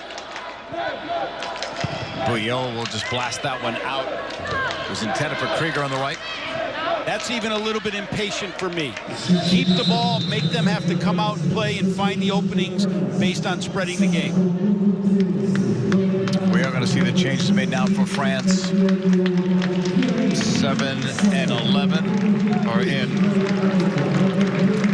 One player coming out is Ambrui. Well, this will change the game with these subs. 2 young players. Dali's 23. Labaguez is 20. And Diani is the other player that's coming out. So 2 changes for the French. None so far for the United States, who lead by a 2-0 score. I really like this number 7, Dali. She's a player who will take on and, run at defenders. U.S. fighting to win the ball. And in that collision, it goes out of play. It was Labaguez after it. Thrown on the far sideline. Both goals for the U.S. coming in the first half. Julie Johnston in the 7th minute. Kristen Press in the 41st. Long France throw-in. This is the final of the 2015 Algarve Cup. USA have won 9 of these, the most of any nation, aiming for their 10th. Dali just floated that one up there. No one close to it, and Solo grabs it.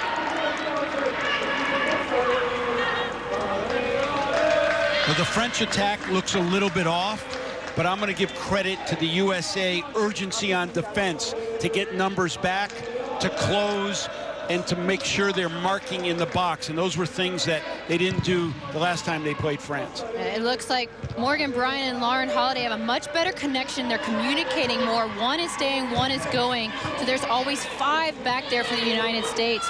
And France has not figured that out so far in this game. Klingenberg forced back by Dali. Most of the players on this French team come from the top 4 clubs in France. 8 of them from Paris Saint-Germain. Lyon also well represented. In the circle, the French will move it outside to the fresh legs of Dali. Intended for Henry. Throw in for France. That was Sauerbrunn with the effort, extra effort. It was a great read from Becky Sauerbrunn. She knew her pace compared to the player's pace and just beat her to the end line and was able to get the ball, and probably could have been a foul as well.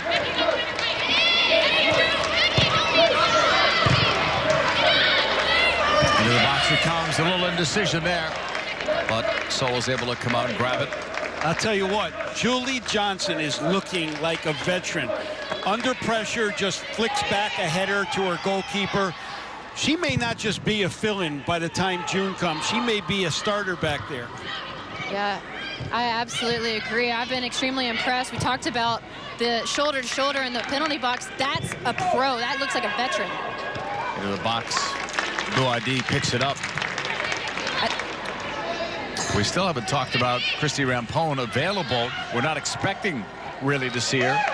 Why not rest her? She'll turn 40 during the next World Cup. She's been the captain of the side, but she plays in that very critical central defense role. But on turf and playing all those games in such a short period of time, you wonder. And I think the next step right now for Julie Johnston is to work on her speed of play and where she plays it. A lot of it has been long balls in the attack. Try and thread the needle a little bit in the midfield. And when you get that with her defensive presence and how she seems to be very relaxed in the back, she could really come on, like you said, Tony, for this World Cup. Vying for a starting spot, not just a spot on the roster. And she scored a goal in this game. Rodriguez, and that one goes out of play. Belongs to France. Well, the USA have some decisions to make. 4 more games to try to get it right the way they want to before their first game in the Women's World Cup.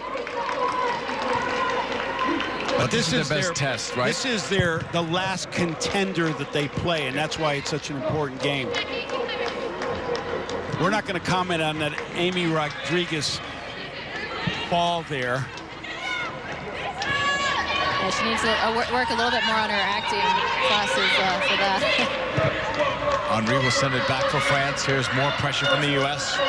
They can't win that ball as Butel clears it to the outside. Bouillot. The French in blue on the attack. They've not really tested Solo in this one. Certainly nowhere near the way they tested Ashlyn Harris in early February. And besides scoring the 2 goals, Harris made some brilliant saves. Otherwise, that score would have been worse.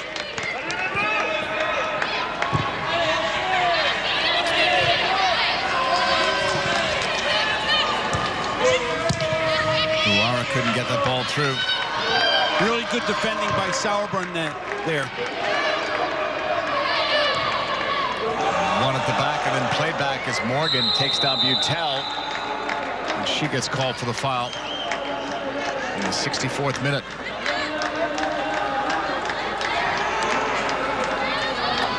Here's the foul. Morgan, I think, felt she was fouled. So a little bit of retaliation, but nothing serious. Nothing cynical there. On the referee, I could read her lips. She said that's the last time. I don't really recall there being a real first time for Alex Morgan on those kind of tackles. U.S. opening up versus Australia in a very competitive group with Sweden and Nigeria in Group D. And France has to take on England in their opener. France also has Colombia and Mexico in their Group F.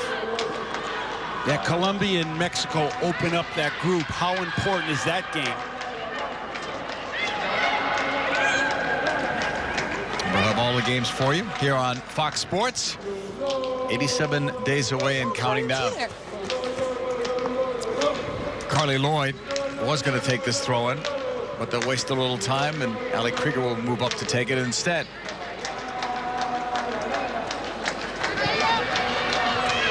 Some holding going on. Morgan. Krieger kept in. And now out for a goal kick for Bouadi. Now this is a tough tournament, the Algarve Cup. Besides, between your second game and your third game, you only have 1 day of rest. And it looks to me like France is struggling more than the United States. And you can see with the United States utilizing their depth throughout the whole tournament, they just have a little bit more spark to their step, and France just seems to be tripping out of bounds like you saw with Butel and letting the ball play, and the United States just keeps bringing it to France, and France can't figure anything out so far. I think that might be the difference between playing Iceland in your third game and playing Japan in your third game, as France had to, and then obviously going behind in that game and then having to extend themselves to win. Holiday for the U.S. will play it back to Krieger. This is good. Make them chase the ball. Bryan's pass. Holiday deeper. Farther back it goes to Solo. And Sauerbrunn instructs her solo to play long, and she does. On a bounce, Rodriguez tried to head it forward, and Morgan, she almost got to that ball. Ball is picked up, maybe a chance here. Quick one for Lloyd over the bar. Well, Amy Rodriguez just misses Alex Morgan, but Morgan does a nice job on defense to force a poor clearance. And here Carly Lloyd, where she is the best, long range, and puts it over the bar. Yeah, that's where she wants the ball, right there. She just wants it on that right foot rather than that left foot. And she's so good hitting balls with both feet in that space. Carly Lloyd is the best goal-scoring midfielder in the world. Which is why she needs to be in the center and get more opportunities like that. Put her in the center. She hasn't touched the ball a lot in this game. Yep. France will push it back. Played it in the middle from Abili, who has really disappeared in the second half. Had a very active first half for France. Into the box it comes. Wide. Dali almost got to that. Good late reaction from Klingenberg to clear it out. And that's a sign of fatigue from France. They just don't have numbers in the box to contend with that excellent cross. Told the USA is going to make their first substitution. Kelly O'Hara is going to be coming into the game for Amy Rodriguez. So how will that change things, Tony, from a tactical standpoint? Well, there's a couple things. Kelly O'Hara was a tremendous forward. When I coached her with the U20 national team, she was my leading scorer up through qualification. So she may go on to a wing position. You may see press come in, push press up to the center forward position along with Morgan. And that's, I think, would be the change. Or she might go up top with Morgan. Abili's corner. Good shot over the bar. Golden opportunity for Laviguez. Yeah, this is a pretty good opportunity. It's not cleared well. Laviguez jumps on it, puts it over the top.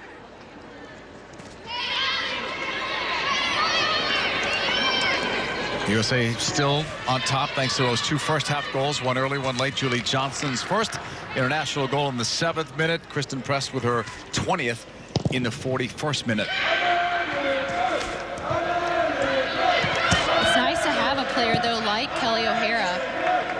You can see Press is up top.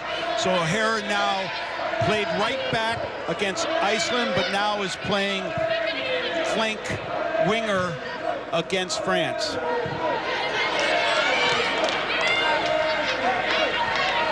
Throwing coming up here for France. It's nice to have a player like Kelly O'Hara because she can play defense, she can play forward, but she also plays attacking midfielder for her Sky Blue team in NWSL. So she's versatile, and that's what you need coming from players that are on your bench, so you can look down the line and you can use them in different positions. And I like that Jill Ellis is utilizing her on different roles in this tournament. Yeah, I think this is a good sub. I like this sub. I like pushing Press up top with Morgan, and I think O'Hara can run all day. This kid can get up and down the field. He's got some bite and tackles. Nice job from Abby Lee to find Guyot. The cross cleared up the middle by Klingenberg. The U.S. will pounce on that ball quickly. Played up by Bryan. And that's going to be too far. Boadi will push it short to Illinois, wearing the armband today for France. Bouara to the right, Dali. Illinois up the middle. Look at the work by Morgan in the front runners. Impressive here in the 70th minute. I'm curious to see what Jill Ellis does with her bench. She can make up to 6 subs. At what point do you let these players play it out? At what point do you give some others some experience? Depends what happens in the game. I think if France scored, you might want to see Abby Wambach in for defensive heading late in the game. But right now, I believe she'll only make tactical changes. She wants to win this game. France pushing forward. No foul call there as well, as the U.S. will take it over. Yeah, I think it's an opportunity for the United States to prepare like it's a World Cup game. They can't give away balls in their defensive third like that. Bouillot's cross, solo back pedals and tipped it wide. I thought it was going to go over the bar. And then she smiles. Dali doubled up there, right by the corner flag, knocked out by the U.S. Kind of a mishit cross. Where have we seen that before? That's how France scored their second goal in the first game. But here, Hope Solo has it covered. No problem. Tine went down. Was looking to see. The referee never pointed toward the spot, never looked that way. Just looked at Tine. Down this left side. Held up there by Press. Switches. French trying to collect it, but they can't. I think she could have used that overlap. Things were happening on that side.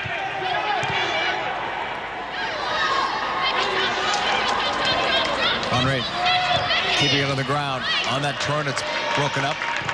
O'Hara's got it. Kelly O'Hara saying, get up quicker, Yeah. Lauren Holiday. Tine's pass ahead.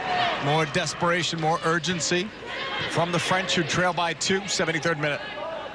I think Holiday may be a sub. Looks like her legs are starting to go here in the second half. So, Kat, is that Shannon Box, Kolupny? Personally, I would put someone like a Kolupny in there. I honestly think that, looking at her in that role, coming off the bench, I said Crystal Dunn possibly in that role. She's been in the midfield before, and look defensive. Maybe they drop Carly Lloyd back there and put a Heather O'Reilly in Carly Lloyd's spot to see if she can track up and down the field. U.S. on the attack. Try to spring Morgan wide. The cross, but the flag went up. They called Alex Morgan offside. Ooh. Holiday may have gotten her. Not sure the assistant got that one right either. It's a good run. Good ball by O'Hara. 74th minute. USA in front by a 2-0 scoreline. France have it in their own half. Kat, what'd you see on that replay on the penalty? I was just thinking, I think Holiday did clip her a little bit. I don't know if it's a penalty kick, so maybe a good no call in that situation. But if I were looking at these referees as possible World Cup referees, I would be very disappointed in this performance. Bouhaddi will pick it up for France. Yeah, that would have been a harsh penalty call, I think. Oh, there was a harsh one in February, wasn't there? Yes. So it was flashing us back to that game, right? More contact in that With penalty Wambach. kick than when Abby Wambach got hers. Yes. Morgan on the ball, laying it off. Holiday lost it right there. Now tries to scramble back and fouls, or maybe not. Sure looked like she fouled. French will pick it up. I think the referee's getting tired. Yeah. Dali. French players were so close to one another there was no space, no options. But you're right, Lauren Holiday looks exhausted. They need to get her out of the game. She was even walking back. Even she thought she fouled. She was gassed. She was just trying to get a break. But when players stop moving their legs, when they stop moving their legs and they're going down a lot, it's a real indication that they're getting tired. Sydney Leroux comes in for Kristen Press. Besides the goal, which was brilliant, how did you rate her performance of the day? I think she's very good. And here's the thing. I think Jill Ellis' goal is to kind of launch her on the world in the World Cup, and she's getting better. I would like to see her play a little bit more on the flank, but she was very good. Krieger's in a little difficulty here.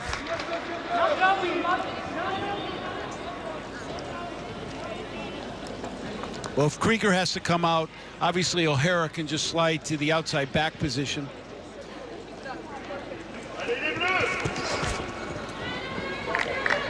She looks fine. A chance to hydrate for everybody. Sydney Leroux getting an opportunity to at least get some minutes here. She's had some injury issues, so she's not played a whole lot in this calendar year. When if you're the French defense, you're thinking, oh no, now here comes fresh legs of Sydney Leroux, and she is so fast, and she's just going to try and go to goal because she is so good when she gets the ball at her feet of just running at the back line. Yeah, she is somebody that, you know, just wants to score goals. In my 2008 U20 World Championship team, I had Morgan and LaRue, and they scored 75% of our goals. Tine, 77th minute. Uara to the right. 1v1. Defended by O'Hara. She wins the ball back. Clearance the other way, deep. Played back to Bouadi. Marie-Laure Dely appears to be the next sub for France, who trail by 2 goals. They conceded twice, one early, once late in the opening half. Julie Johnston and Kristen Press are the goal scorers for the U.S. Back into the USA box for Hope Solo, who clears. Foul upfield, free kick for the United States. Now they're going to make the substitution for France. Marie-Laure Dely will come in for Tine, who really was nowhere near a factor in this one today as she was in February. Now, Dely was their best scorer, their best striker in the 2011 World Cup, 2012 Olympics. She had an injury. She's kind of lost her position. So she's a starter that's coming off the bench.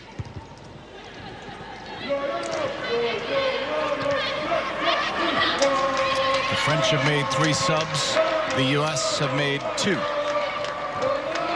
April 4th, the next chance you'll see the USA, they'll take on New Zealand live on Fox Sports 1. That game coming from St. Louis. One of 4 remaining tests for the USA before they kick off the Women's World Cup in June.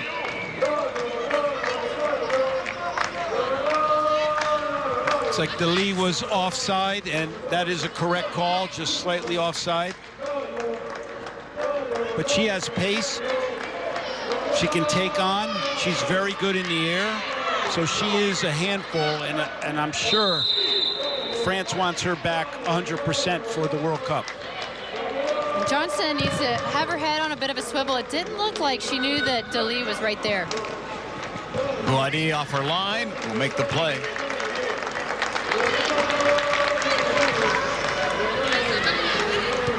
Uara is to the right. 79th minute.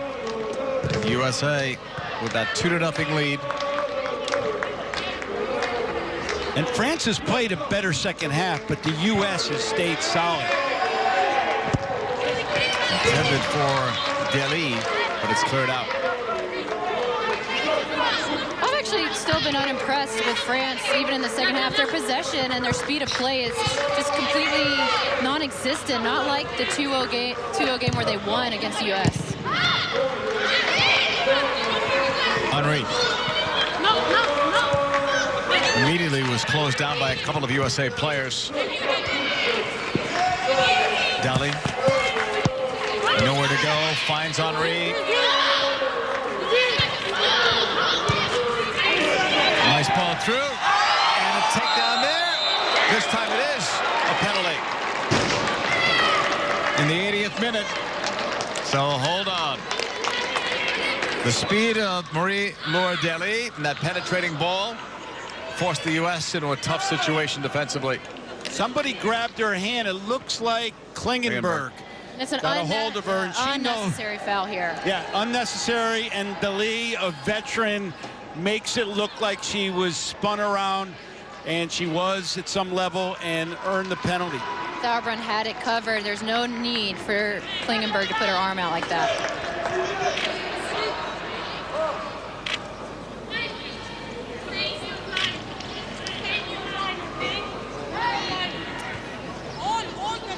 Illinois stepping up against Solo.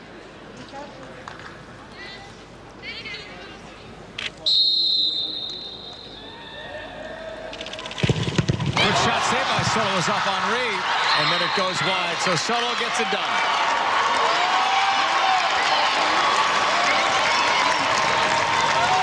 Great save. You know, she just wants to be in this situation. She reads it. She's all over it. A little bit like Abby Wambach missing the penalty in the last game when France was up 2-0. Ryan had that deflected out. That wasn't a great penalty, but I hope Solo had it read the whole way. yeah, she was all over it. Klingenberg feels the best about this. It's her takedown that resulted in the penalty kick. 82nd minute. USA with a 2-0 lead over France. Halfway line gathered in by Butel.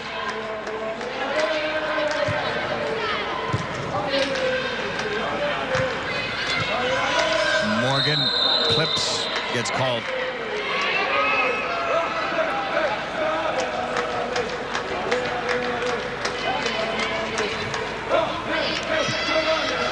I think she got another warning. Last foul. Last again? Last again, yeah. 83rd minute. USA over France, trying to just close it out here and win their 10th Algarve Cup title.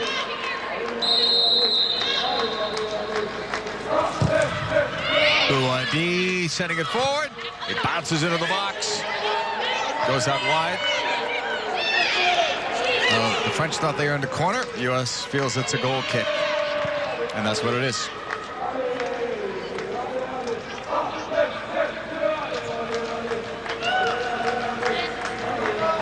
I couldn't tell who it Carly Lloyd. Did it come off Carly Lloyd? Looks like it came off of her head.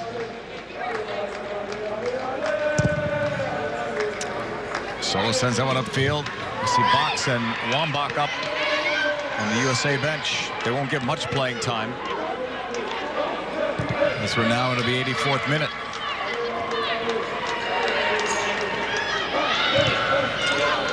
U.S. played it forward. Nobody there in white. A little bit slow. O'Hara getting it off her foot, keeping possession. Bouadi, well, out of the 18-yard area, sends it forward. Dilly. And that one is wide of Hope Solo. And now we're going to see the changes for the United States. Shannon Box will come in, replacing Morgan Bryan. These two subs obviously give the U.S. great defensive heading. Late in the game, France might be just serving the penalty area a lot, set pieces. Both Shannon Box and Abby Wambach clear some balls defensively. Morgan Bryan is a work in progress, Kat. How did she do today? This was the best game I've seen her play as that defensive midfielder. She was intercepting the passes. She was reading the game extremely well. She wasn't giving the ball away too much in the midfield. She was connecting with both the back line and the forward line. By far a big improvement for Morgan Bryan. I would say the tandem Bryant and Holiday went to a different level today than where they've been playing. Much better tying in with the defense, having a better shape, and preventing easy possession around the penalty area. And more impressive, too, I would think, because it came against France. And Rapinoe comes in now for Alex Morgan, who did well, I thought, overall, and especially her defensive presence chasing the ball. So O'Hara will go to left back for Klingenberg.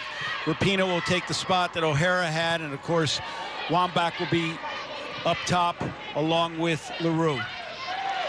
Well, and this is why they have Shannon Box on the squad right now, is for these situations where the United States is up a goal or 2 goals. They want her in there for that defensive pressure and for her experience. Gave birth to a child, had knee surgery, missed well over a year. Last time she played before this calendar year was in 2013 with the national team. Lissomer got it forward, give and go. That's deflected back. U.S. possesses, looks up. Possesses is really the key word. That's all they need to do to close it out. Just unforced errors. They can possess better than they're demonstrating. Played up by Henry. Lissomer. Kelly, end line, cross. It looked like a cross anyway, but Solo cut it off. Well, this is much better combination play from France, and Dali doesn't get her hips turned enough. Makes it an easy save for Hope Solo, but well disciplined in the back four again for the United States. Yeah, I think that was a shot because she didn't have any options in front, but you're just not going to beat Hope Solo from that angle. Still waiting for the signal now. It's finally up there. It's a throw in for the U.S. 87th minute. U.S. leads 2-0. Both goals coming in the first half. Hope Solo just stopped Henry a few minutes back on a penalty kick. Could have narrowed that gap. But it made it a different game down the stretch. And Jill Ellis and this U.S. team want a shutout. They want a clean sheet here against France.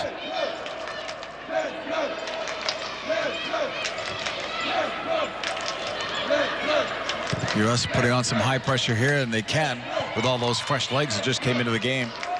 Boadi bypasses the Illinois. It's tackled away. It does seem like, though, Abby Wambach's playing a little bit deeper role, keeping Sydney Leroux kind of as the 1-4 to pressure, and Wambach dropping in a little bit in the midfield to be a more defensive shape. Yeah, just another 10. Good run down the left side. Bouillot with a cross. Up there, not enough by Dali, but not enough on it to beat Solo from that distance. Yeah, it's going to be hard to beat Hope Solo or any keeper, by that matter, with that kind of header. But more players in the box for France, so they're getting some opportunities, but still not enough to challenge the United States. Who's looked good today, Kat, for the U.S.? Well, I think Morgan Bryan, we talked about, has looked really good. Julie Johnston has been a standout player, in my opinion, showing her professionalism and that this kind of game just doesn't faze her, even though she doesn't have a lot of experience. Uara sends this ball across. Not a down. Again, that's wide of Solo.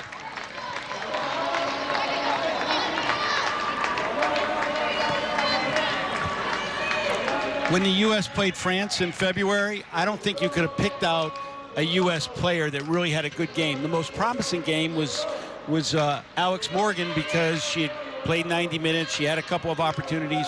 In this game, there's very few players that haven't played a solid performance for the U.S.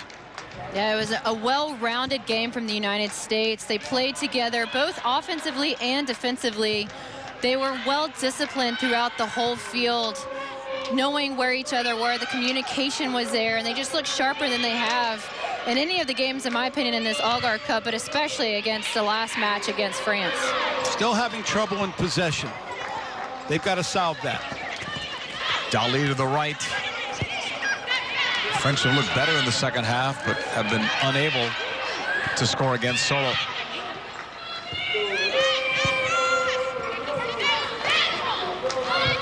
Dali back into the circle. Butel. Bouillon.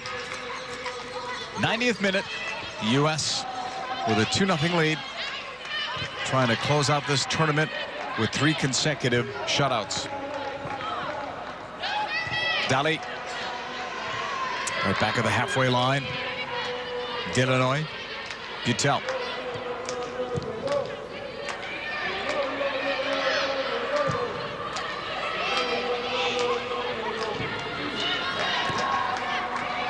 Laviguez. We're in stoppage time now. Played forward by Henry. 3 minutes put on the board here. Minimum of 3. As the ball is cleared towards the sideline, out of play. Throwing for France, Abili. Got it somewhat free. Ball played across, blocked. Abby Lee with another try. That's blocked as well. And the U.S. with Johnston's clearance blocked. Now the U.S. will try to break, but it's 2-on-5. Joined as that long ball was played in towards Rapinoe, but off target by Wambach. Sydney Leroux missed Rapinoe on the run. She could have just done a through ball, but Sydney Leroux loves her right foot. She's going to make that cut to get it there, and it hurt her, and it forced a turnover. And then Abby Wambach probably shouldn't have tried to find Rapinoe and just should have kept the ball. But these are things that they can correct. Uara's pass. Dali out wide. Bending ball up there. She was trying for Deli. It's blocked. Settled there. Abby Lee spun around by Wambach. Abby picks it up and sends Rapinoe out wide, left sideline. Good defensive clearance by Johnson on that serve into the penalty area. Good starting position, nipped in front of Dali and was able to head it clear. Better than halfway through at stoppage time. The U.S. with a 2-0 lead as Dali takes it forward. Henri Wright. Denied earlier on that penalty kick attempt by Solo. Uara by the corner flag against O'Hara. Dali, 25 yards out, sends it up for grabs, headed away by the U.S. Wambach trying to put some pressure there on the ball. Bouillot for Butel.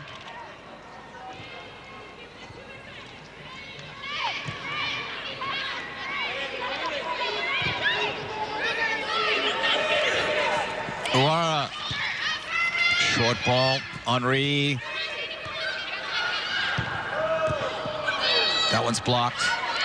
Deli shooting it, but again, not enough on it to beat Solo.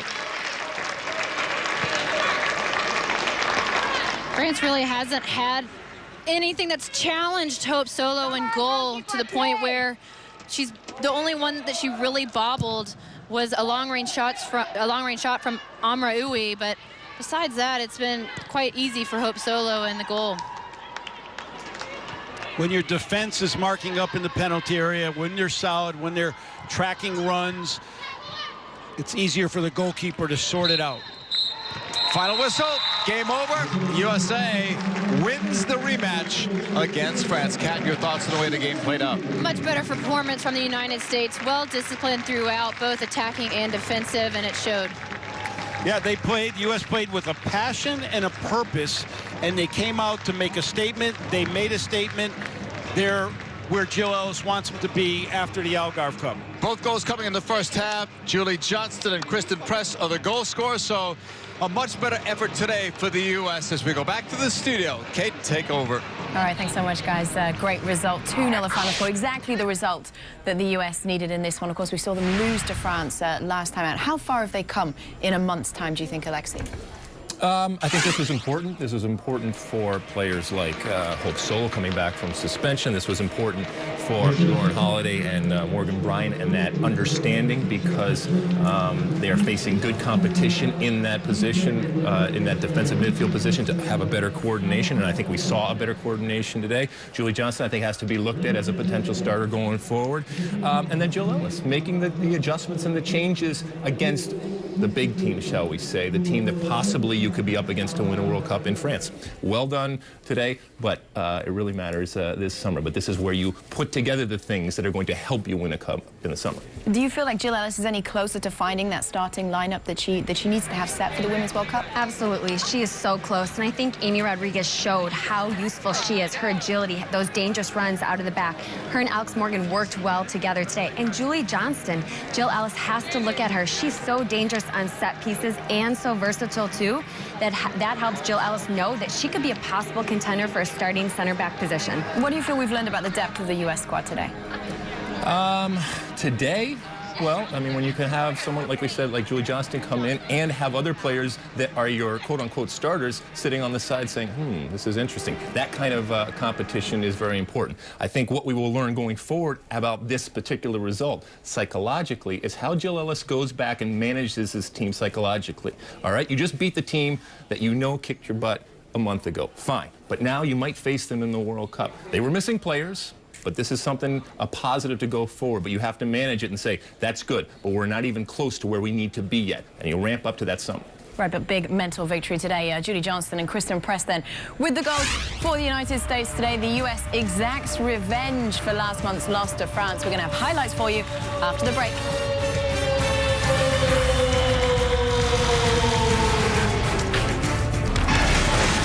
So we came into this one, the U.S. looking for revenge for their only loss in 2015, came at the hands of France 1 month ago. Judy Johnston put them up. And Lauren Howday serving another dangerous free kick in the box. France not doing a good enough job staying tight enough on Julie, making that near post run. It only has to get a little flick on that. Alexia, I tell you what, we saw a big performance from Hope Solo today. Absolutely, and in this tournament, 3 shutouts in a row. She's back, she's making the saves that she needs to make, and she's making some saves that she doesn't need to make. Hugely important goal just before halftime. Huge. And Kristen Press catches the France midfield just for being a little lazy, and she shows how good she is 1v1, taking players on like this, the ball at her feet, technically so composed in the attacking third. This is a huge goal for Kristen Press and the team. Then huge opportunity for France in the 80th minute penalty. Dum, dum, dum, dum, dum. Can't do this. Swinging bird right there. That's just, I mean, fast forward to the World Cup. You do that? Well, it's nice to have Hope Solo. I said she's made some saves she doesn't necessarily have to make. Well, it's nice to have her to back you up like that. You better hope that she's there in the World Cup. That's the reason why she can help the team win the World Cup, those big moments. Absolutely. Hope Solo is back, and didn't we notice it? Let's listen to what she had to say after the game. You know, it was a good game. We stuck to our game plan, which was organized defense. We dropped back into a 60 defense or a 70 defense, and we had an organized defense, which led to our attack. So I thought it was a pretty good game plan by our coach, and we stuck to it, and we won. Tell us about the penalty. I didn't think it was a penalty. I'll have to see the video. It looked like a dive, but I was prepared, so. You look comfortable. I feel comfortable. Yeah, I feel good. Last year, you told us that you felt you were in the right position to lead this team to the World Cup. You still feel that? Yeah, we're 3 months out, and I think we're peaking at the right time. We're not there yet. We have a lot of work to be done. But yeah, I feel good. I feel relaxed. I feel confident, and I think that's what our defense needs. At times, I get too intense for them, and it makes people nervous. So I've taken an older approach and trying to lead in more of a relaxed way, and it feels good.